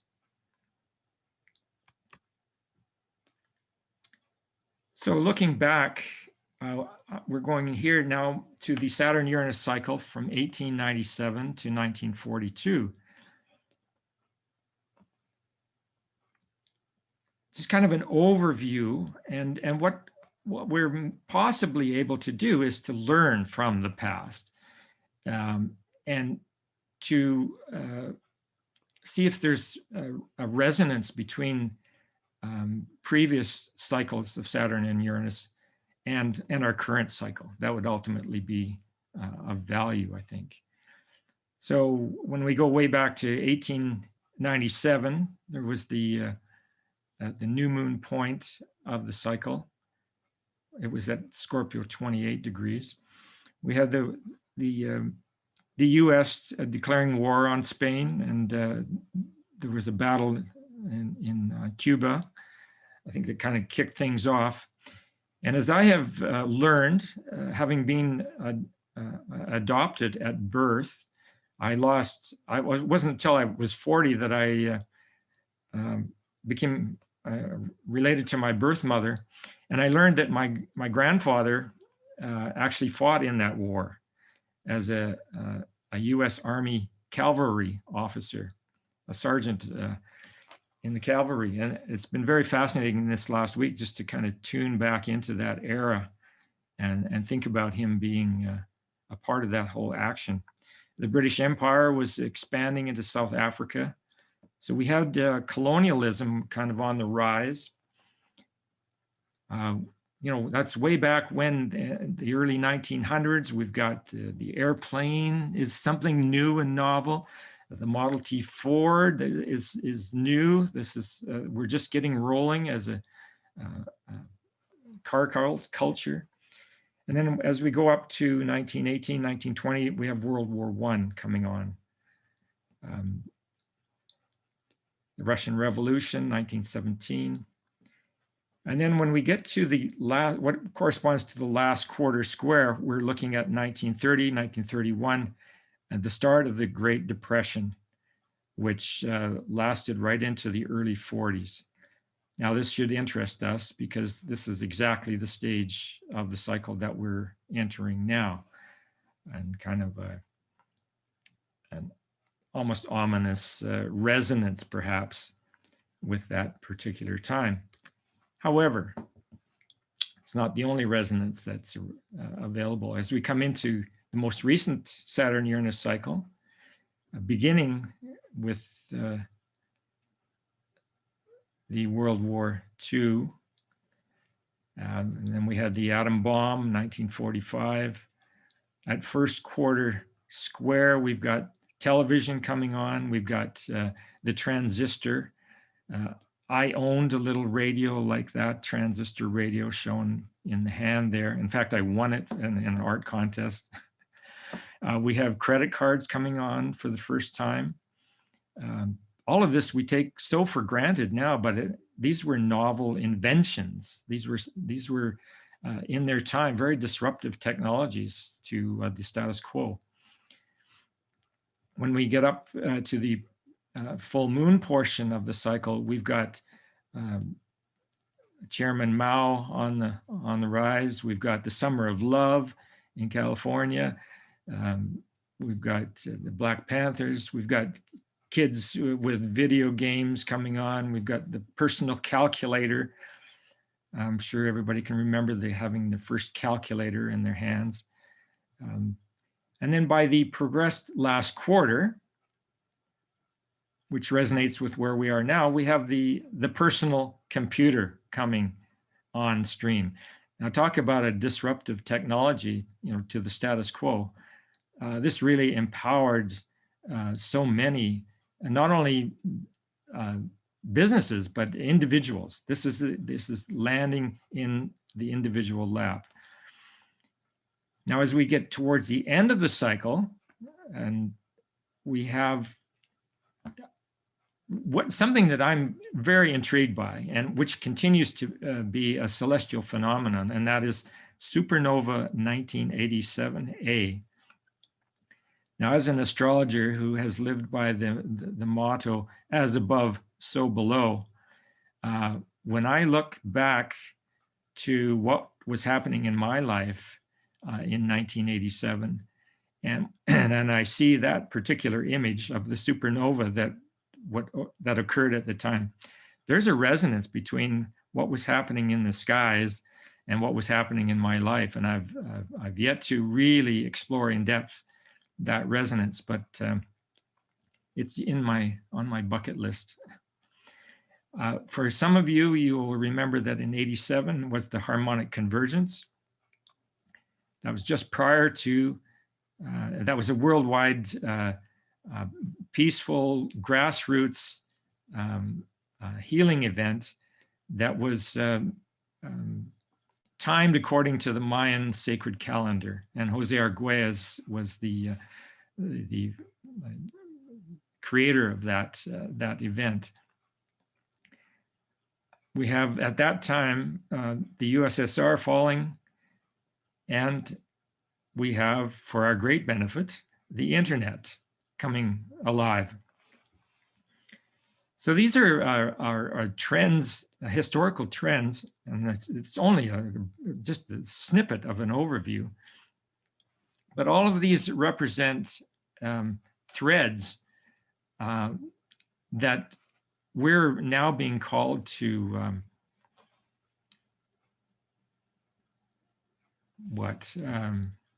well, these are the threads, let's say, that are comprised in the seed that was formed in 1988. There's the broad sweep. In my own chart, I have Pallas Athena at Taurus 30 degrees, the peacock parading on the terrace of an old castle. And that is the keynote for that Saturn-Uranus cycle from 1942 to 1988. So that has been a special interest to me. Excuse me. So now coming to the current cycle and just doing a bit of an overview. What comes to my mind is that there are two themes that become very prominent here. On the one hand, you have control, Saturn. On the other, you have freedom, Uranus. And when you start to look out at the events of today, I think if you spend the time contemplating, you'll find that those two themes are very much in play on the world stage right now.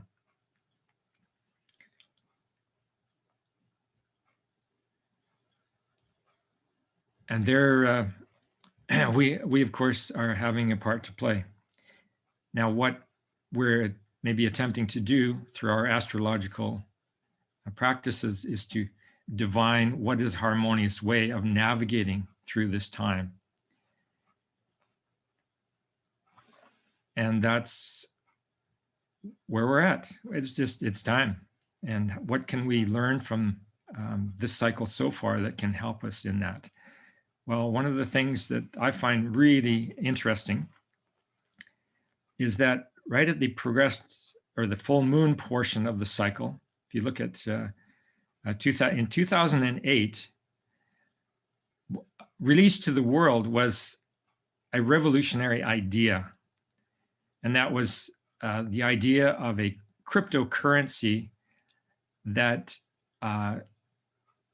circumvented the need to have a third party involved in the transactional exchanges of commerce. In other words, an invention came forth that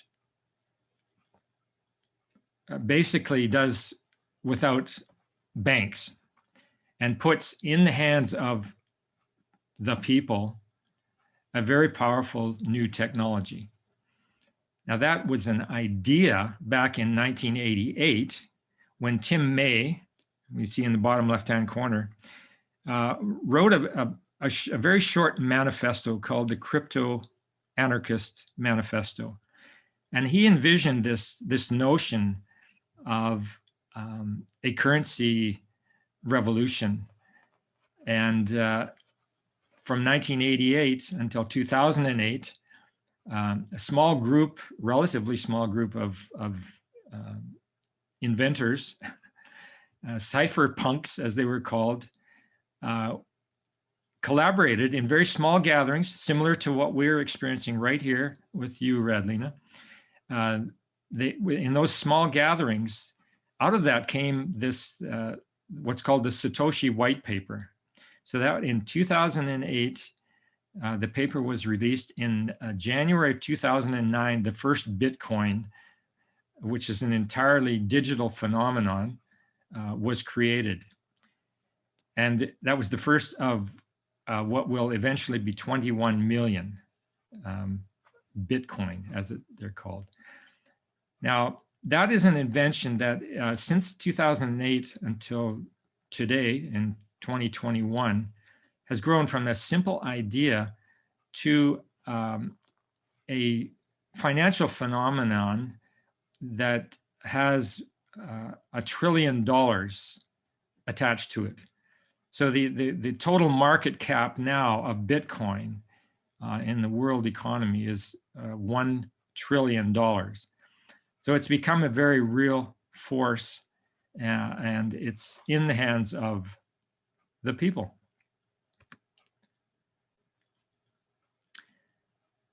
I got into Bitcoin through astrology because of making that connection, realizing that the full moon point of the cycle corresponded to the release of Bitcoin.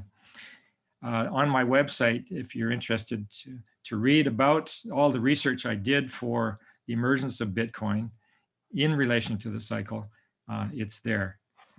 And as I have on the website, I'm indicating nothing is more powerful than an idea whose time has come. And I really believe that Bitcoin is an invention that is going to transform society big time. Now, in further fleshing out of my attunement to the Saturn-Uranus cycle, I've anticipated this waning square for where it first really came up in my consciousness was 2017. And since that time, I've been following the prompts, the clues that come the synchronicities, and it's to the point now where I'm anticipating having some kind of collective engagement on these 3 days, which are the 3 days of the exact, the perfection of the square. So February 17th, June 14th, and December 23rd. So at this point, I mean, my imaginings have flamed up, and I've seen, you know, this worldwide convergence like there was in harmonic convergence and so on. Well, I've scaled back considerably to, especially since being involved with these weekly groups, to where now I'm thinking, well, it could just be a gathering as we do on those particular dates, and take it from there. But I'm open to whatever. I have this openness of my spirit to whatever Uranus would have me tend to. So I keep pulling on threads, and I really take this to heart. Begin to weave, and the divine will provide the thread. Well, that's exactly what I've done. Is I've begun to weave, and little by little, something is taking form. For one thing, I've been researching Aquarians. Who do I know or have heard of that is an Aquarian, and who has some relation, especially who has some relationship to crypto? And we see here there's 3: Vitalik Buterin, inventor of Ethereum; Roger Ver, a Bitcoin Cash; Max Kaiser is a Bitcoin proponent. Now these other people are Aquarians who, for whatever reason, I have noted here, and will be exploring their lives in relationship to this square. In particular, I'm interested. I just this week discovered Michael Saylor. Michael Saylor, born February 4th, 1965, is an American entrepreneur and business executive who co-founded and leads MicroStrategy, a company which provides business intelligence, mobile software, and cloud-based services. Saylor authored the 2012 book, The Mobile Wave: How Mobile Intelligence Will Change Everything. He is also the sole trustee of Saylor Academy, a provider of free online education. As of 2016, Saylor has been granted 31 patents and has 9 additional applications under review. So very interesting to me, this fellow is, because for those of you who are aware of the evolutionary astrology of Jeff Green's teachings around Pluto especially, there's what is called your Pluto point, which is that point exactly opposite your Pluto at birth. And Mr. Saylor's sun sits exactly on my Pluto point. So I'm obviously to learn something from this fellow, and it's very auspicious that I've discovered him at this time.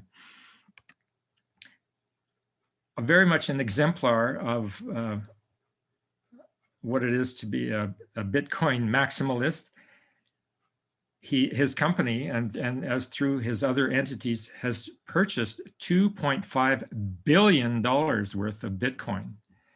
So on the world stage, he is a giant, and he is inspiring other companies who are really looking at their financial standings in the world. He is inspiring them to put their resources into Bitcoin. And he has all kinds of good reasons for why. The fellow is, in fact, a rocket scientist. And a rocket scientist who's at the helm of a strategic business organization. An exemplar, as far as I can see, of the Aquarian spirit.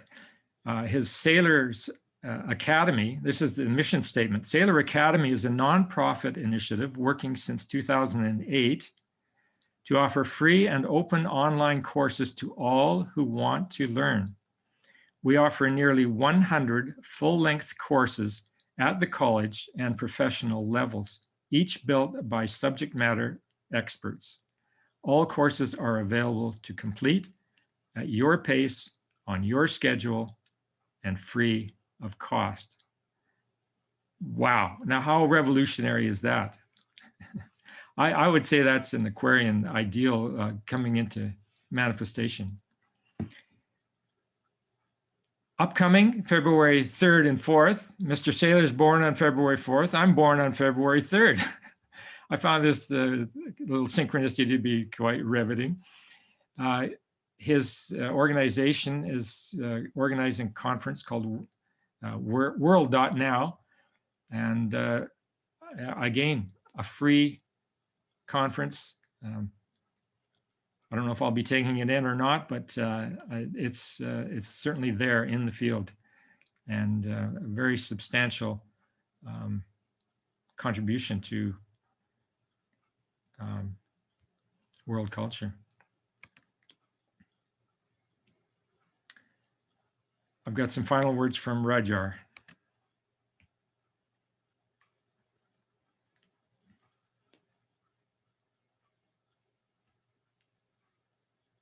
Man, as the individual, is one in its most complete, most integrating focalization, because in the individual, the wholeness of existence can be integrated and focused in work.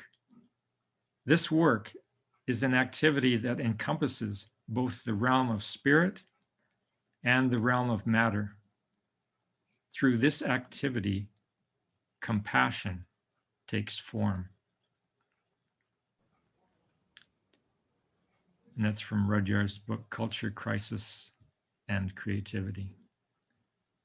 And on that note, I end the presentation.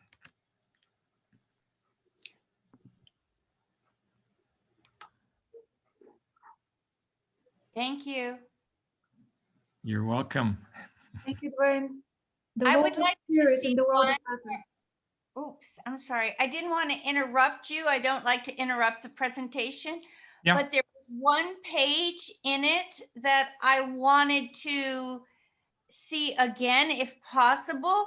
And it was your page also on Chiron, in which you pointed out that to you, the most important quality was divination.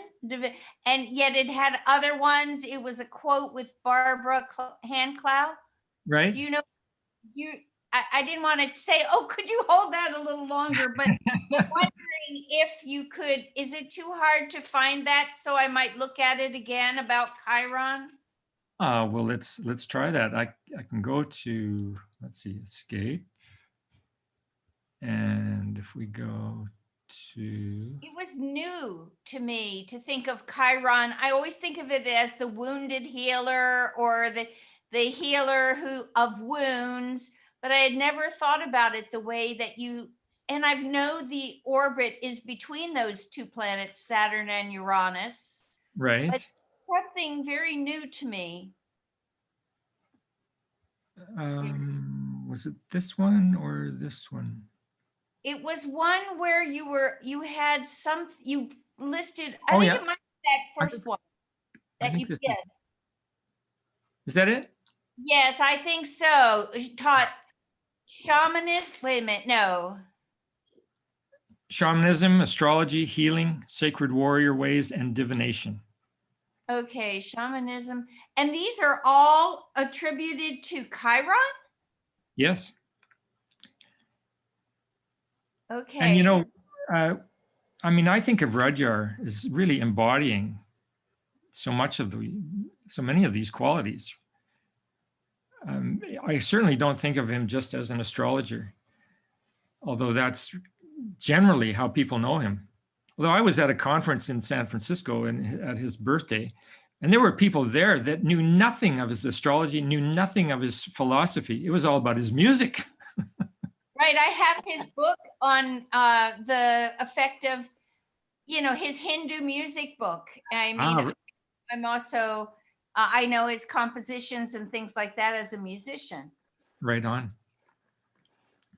Anyway, this was something I think and you're saying Barbara, her name is Barbara Clow. Yes. I think, and you said she has for you the most definitive book on Chiron. It sure has been for me. Yeah. I mean, I really got a lot from that book. Thank And you. that was right about back in the early 80s. Yes, I had heard about her very early on. I forget all the books that she had done, but it I don't know what it was called. Maybe the Pleiadian Agenda or something about the Pleiades, I think. Yeah, she was very prolific writer, and two books on Chiron, actually. Okay. And the second one well, very much focuses on, well, maybe it's not Chiron so much as the whole Chiron Uranus, like the middle age crisis and the Kundalini activation and all of that. I'm just forgetting the title of it. Maybe I can help you with that. Yeah, you probably. The discussion about Chiron, which we had some time ago. Right. If you guys want to go back to it at any time, we mentioned all of those books and showed them, but the first one is Chiron, a rainbow bridge between what was it? The Inner and the outer planets. outer planets. Yes. This is another illustration, the way she formulates that title, of how crucial that transition point it is, how Chiron can really be used to understand how to integrate Saturn and Uranus together in a personal chart, for example. And interestingly, Chiron every now and then, because of its erratic orbit, goes either inside the orbit of Saturn or the inside of the orbit of Uranus. So there are some people that are born at times when Chiron is closer to Saturn, even closer to the Sun than Saturn, kind of breaking through the boundaries of Saturn and changing sides with it, changing place. In which case, the transformation, the wound, the transition is more about Saturnian topics, and maybe the person is more voting with Saturn against Uranus or something like this. There are many expressions. Or there are other times when Chiron is more towards Uranus. I find this very interesting because Right on. it shows how it's like moving between and this bridging between the two realms, of wherever the solar system was supposed to end in the past up to Saturn boundaries, and where the so-called by Rudyard aura of the system, Uranus, Neptune, and Pluto, begins. So Chiron is like a tool, as you said, Dwayne, like a key for figuring out if you have a conflict in the chart between Saturn and Uranus. Maybe look at your Chiron and see how that can be a clue. I wanted to. Oh, sorry. No, that was it, Laura. Go ahead.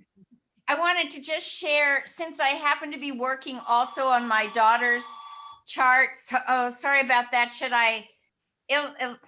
I want to turn off I want to speak, but that at that May 22nd, 1988, the day my daughter was born, my first daughter, and she has this Saturn and Uranus conjunct in the very 0 and 1 degrees of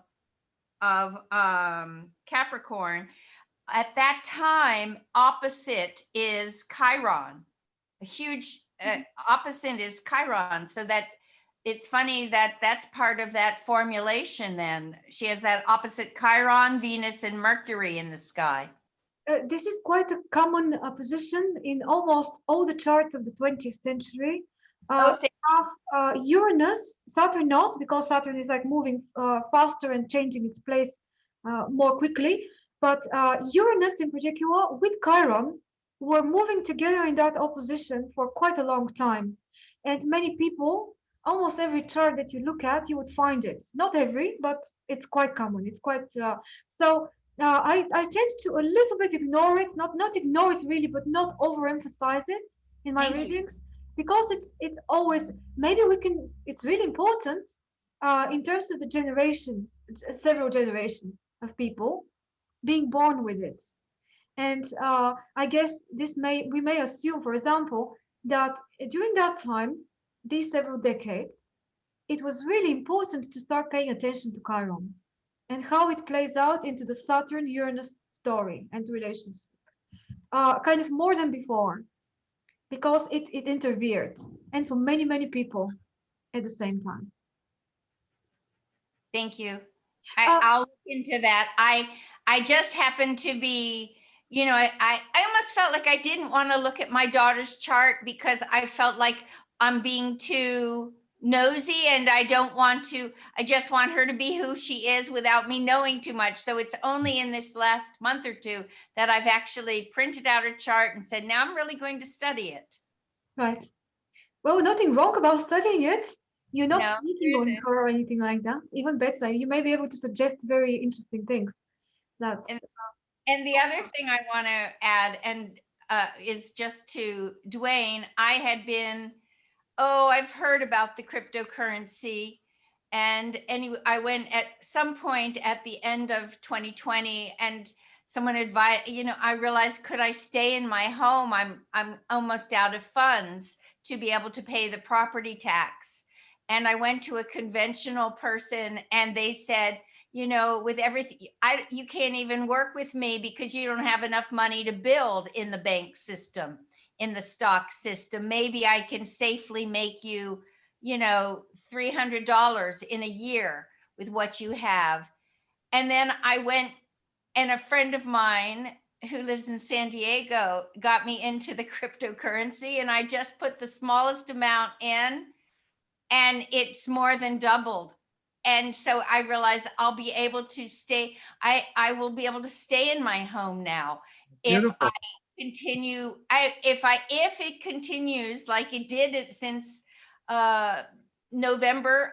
In November 26th is when I took a little bit to experiment. It didn't seem. I at first I couldn't understand it. Like, how am I going to function with this? It might double in a on a chart on the computer, but how can I actually use it to pay my property tax? So it's like my old system of thinking had to kind of be, I trust this man so much. And I thought I'll give it a try because the old way, I can't survive and I don't want to move. I'm in a place that seems perfect for me. Oh, thank you for sharing that. That just substantiates my whole feeling around the potential for good that crypto represents. The empowerment of the regular person. Forget the big corporations; they don't need support. It's the people at the lower end of the scale that can really benefit here. And everybody you can get into crypto with $10. That's what I'm saying. You can go so small, you can see it anyway. So now I have 6 different coins and I'll just see what happens. But I was so scared to enter it, thinking, but how does it translate? And now I understand more. And I mean, I know I have to learn what to do with it.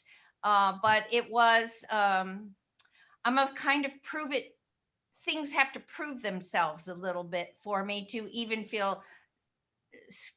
I get scared at how to maneuver in the world. Yeah, absolutely. And Well, what you demonstrated, Wayne, with this following through the cycle stages over the last several cycles is showing how if we take the time to do that, we may figure out trends in advance and make parallels to the last time something like that was emerging. And then what happened, for example, when something was just an idea in somebody's head in the new moon stage, then it started appearing, somebody really put it into form, kind of introduced the first models of that thing in the sphere or the first square. Then in the opposition, it really kicked off in a way that could be predicted. Yeah, so you have been following the trends, and now that you are at a later stage of the cycle, this gives you reassurance that this thing that you have been watching actually really has the potential, isn't it? So absolutely. It's really perfect, even though it's a little bit of a gambling involved. Of course, we cannot know for sure with astrology what is going to happen and whether the trend will really not just get birthed, but also explored and developed. But it's very likely, as we can see, with the many examples you gave us, which are great, by the way. I think every next presentation you do is better and better. And I congratulate you for that. It's been really interesting today. And Thank you. Thank you. Good sound to be published.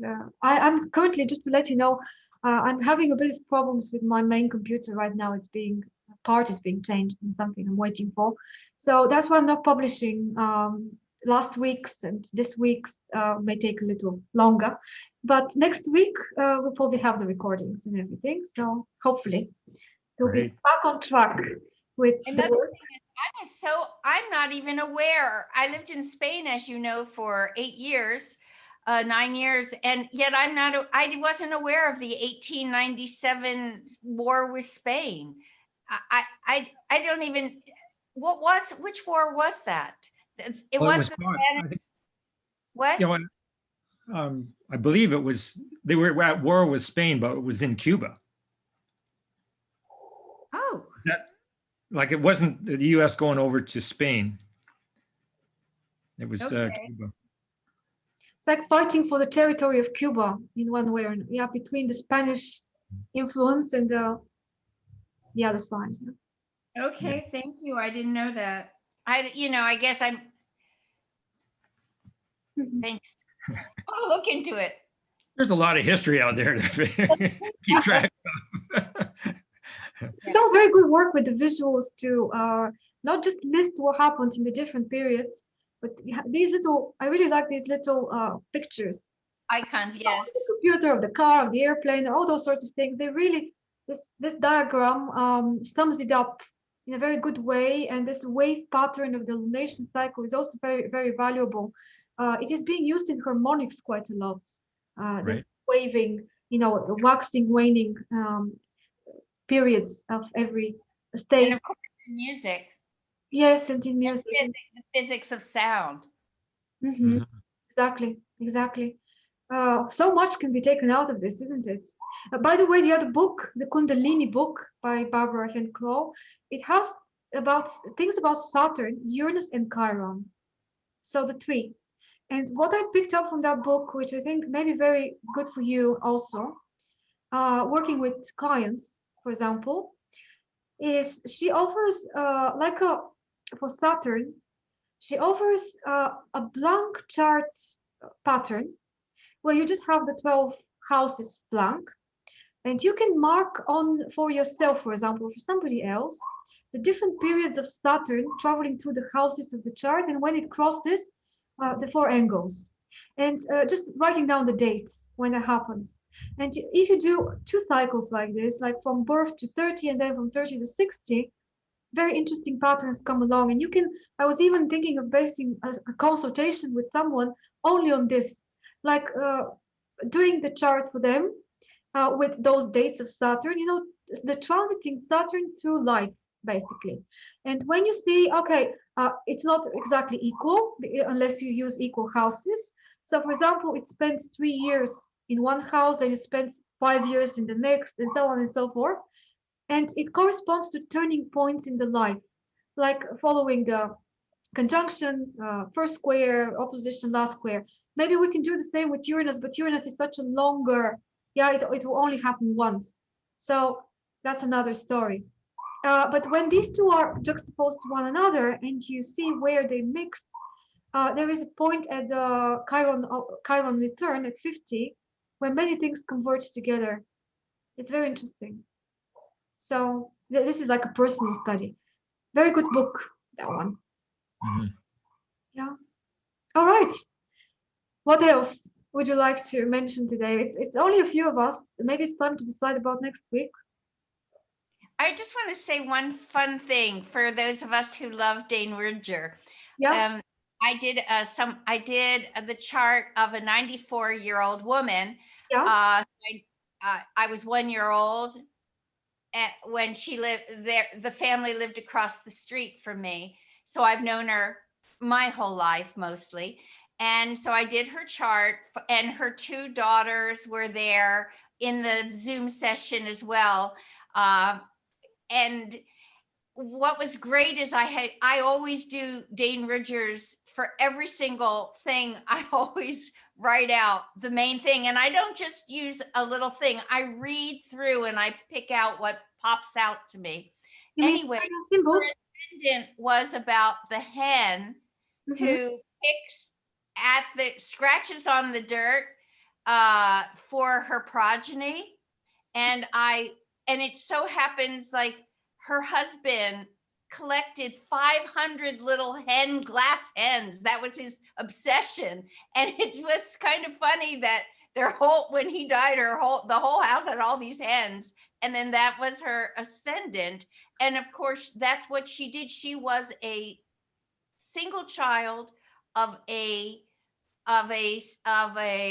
single mother. Her father had died early, and I didn't know these things until I did the reading. And so, but she now has like this incredibly huge great grandchildren and grandchildren, and her 3 daughters, and she has this large family. So her life has been, as also a nurse was her profession, being scratching out for the progeny. Her greatest love is her children and her grandchildren. So that was such a wonderful, fun synchronicity. Yes. About the hen. For anyone that may be watching this later, if you want to go back to last time, you showed us the chart. We discussed it a little. Yes. And there are many other interesting things in it. And also another thing that I didn't know her beginning history, she had the Venus and the Uranus in her 8th house, and her father left right away, so was raised, and then her mother had to leave her as well. And that the Venus was is in Aries, so her mother had to be independent, and she was left with neighbors or whatever to grow up. And so that having the Venus in the 8th house kind of demonstrated by her life experience of having to have her mother and father gone for her and her mother being so independent. And then she, of course, had to learn to be independent. So it was very interesting to get the confirmation of how astrology is so significant. I had wondered if her mother had died, but instead it was just that her mother left her at 1 year old. And so she, and her father also left when she was in utero, I believe. So it was interesting to see I just love astrology. Yeah, me too. I guess we all do. I'm interested. One of the ideas I had that would be fun for a time might be, again, for each of us to choose somebody we want to do their chart. I was thinking I wanted to do Joni Mitchell's chart because I'm reading her biography. I'm halfway through. Mm-hmm. And I thought that would be an interesting chart to see. I love doing musician charts, or I don't know. That's just an idea. It's kind of off topic from the world. Not at all, believe it or not, because you touched on something, another coincidence. Yesterday, I had a chat with one of the girls that joined us last time. I don't know if you remember her. Her name is Sarah. And we were just chatting about charts in general and our charts and so on. And in the moment, an idea was born, which is very similar to your idea, Lauren. So maybe I should put it on to you and we can expand on it all together if you wish. So it is something like this. 2 people, for example. Well, we were speaking about ourselves eventually, but could be any 2 people, say some couple of people from the group, for example. In a session like this, we send each other a chart. So it could be, if it's me with another person, I take from my archive of people I've been working with for their charts and so on, some case. And I send it to the other person without much information, without much background, just basics. And they do the same with me. They send me their chart. And in the discussion that we do, it's like a workshop. I give my observations, opinions, connections, whatever, my thinking about the chart that they send me. And then they do the same with the other chart. And after that, the person that sent the chart gives feedback and reveals the story of the person. So for example, if you had offered us the chart of the 94-year-old woman, the point is though another person gives almost like a mini consultation without knowing the person. And then you fill in the context. And then within the group of other participants, we have a discussion after that. But it's like a demonstration of the thinking process of an astrologer working with a chart of a relatively unknown person coming to them.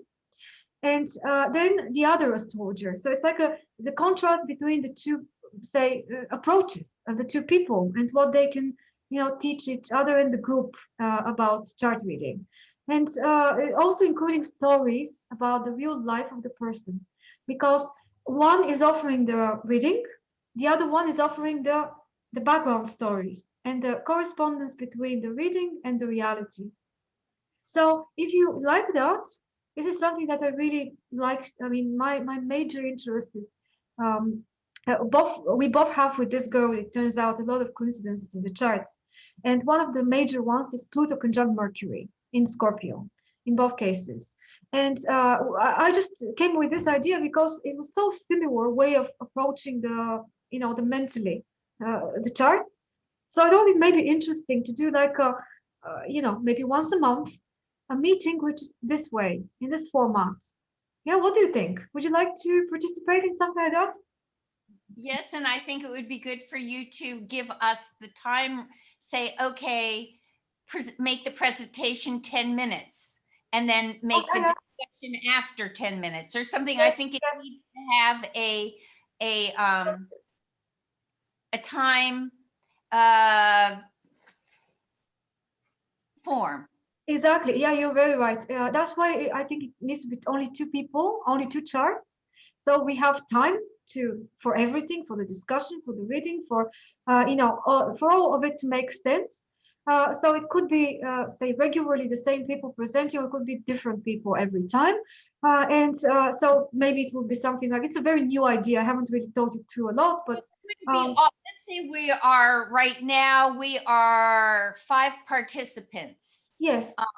So it wouldn't be all 5 of us offering one chart to send to somebody? There would be not enough time within one session to go in depth. I was thinking of the 10-minute, 10-minute, 10-minute, 10-minute. I don't think 10 minutes will be enough for the kind of thing we had in mind. Maybe for another kind of more quickly bliss kind of reading, yes, which also could be interesting. But you know how it tends to turn out at the end. When we show somebody's chart during these discussions here, it goes longer.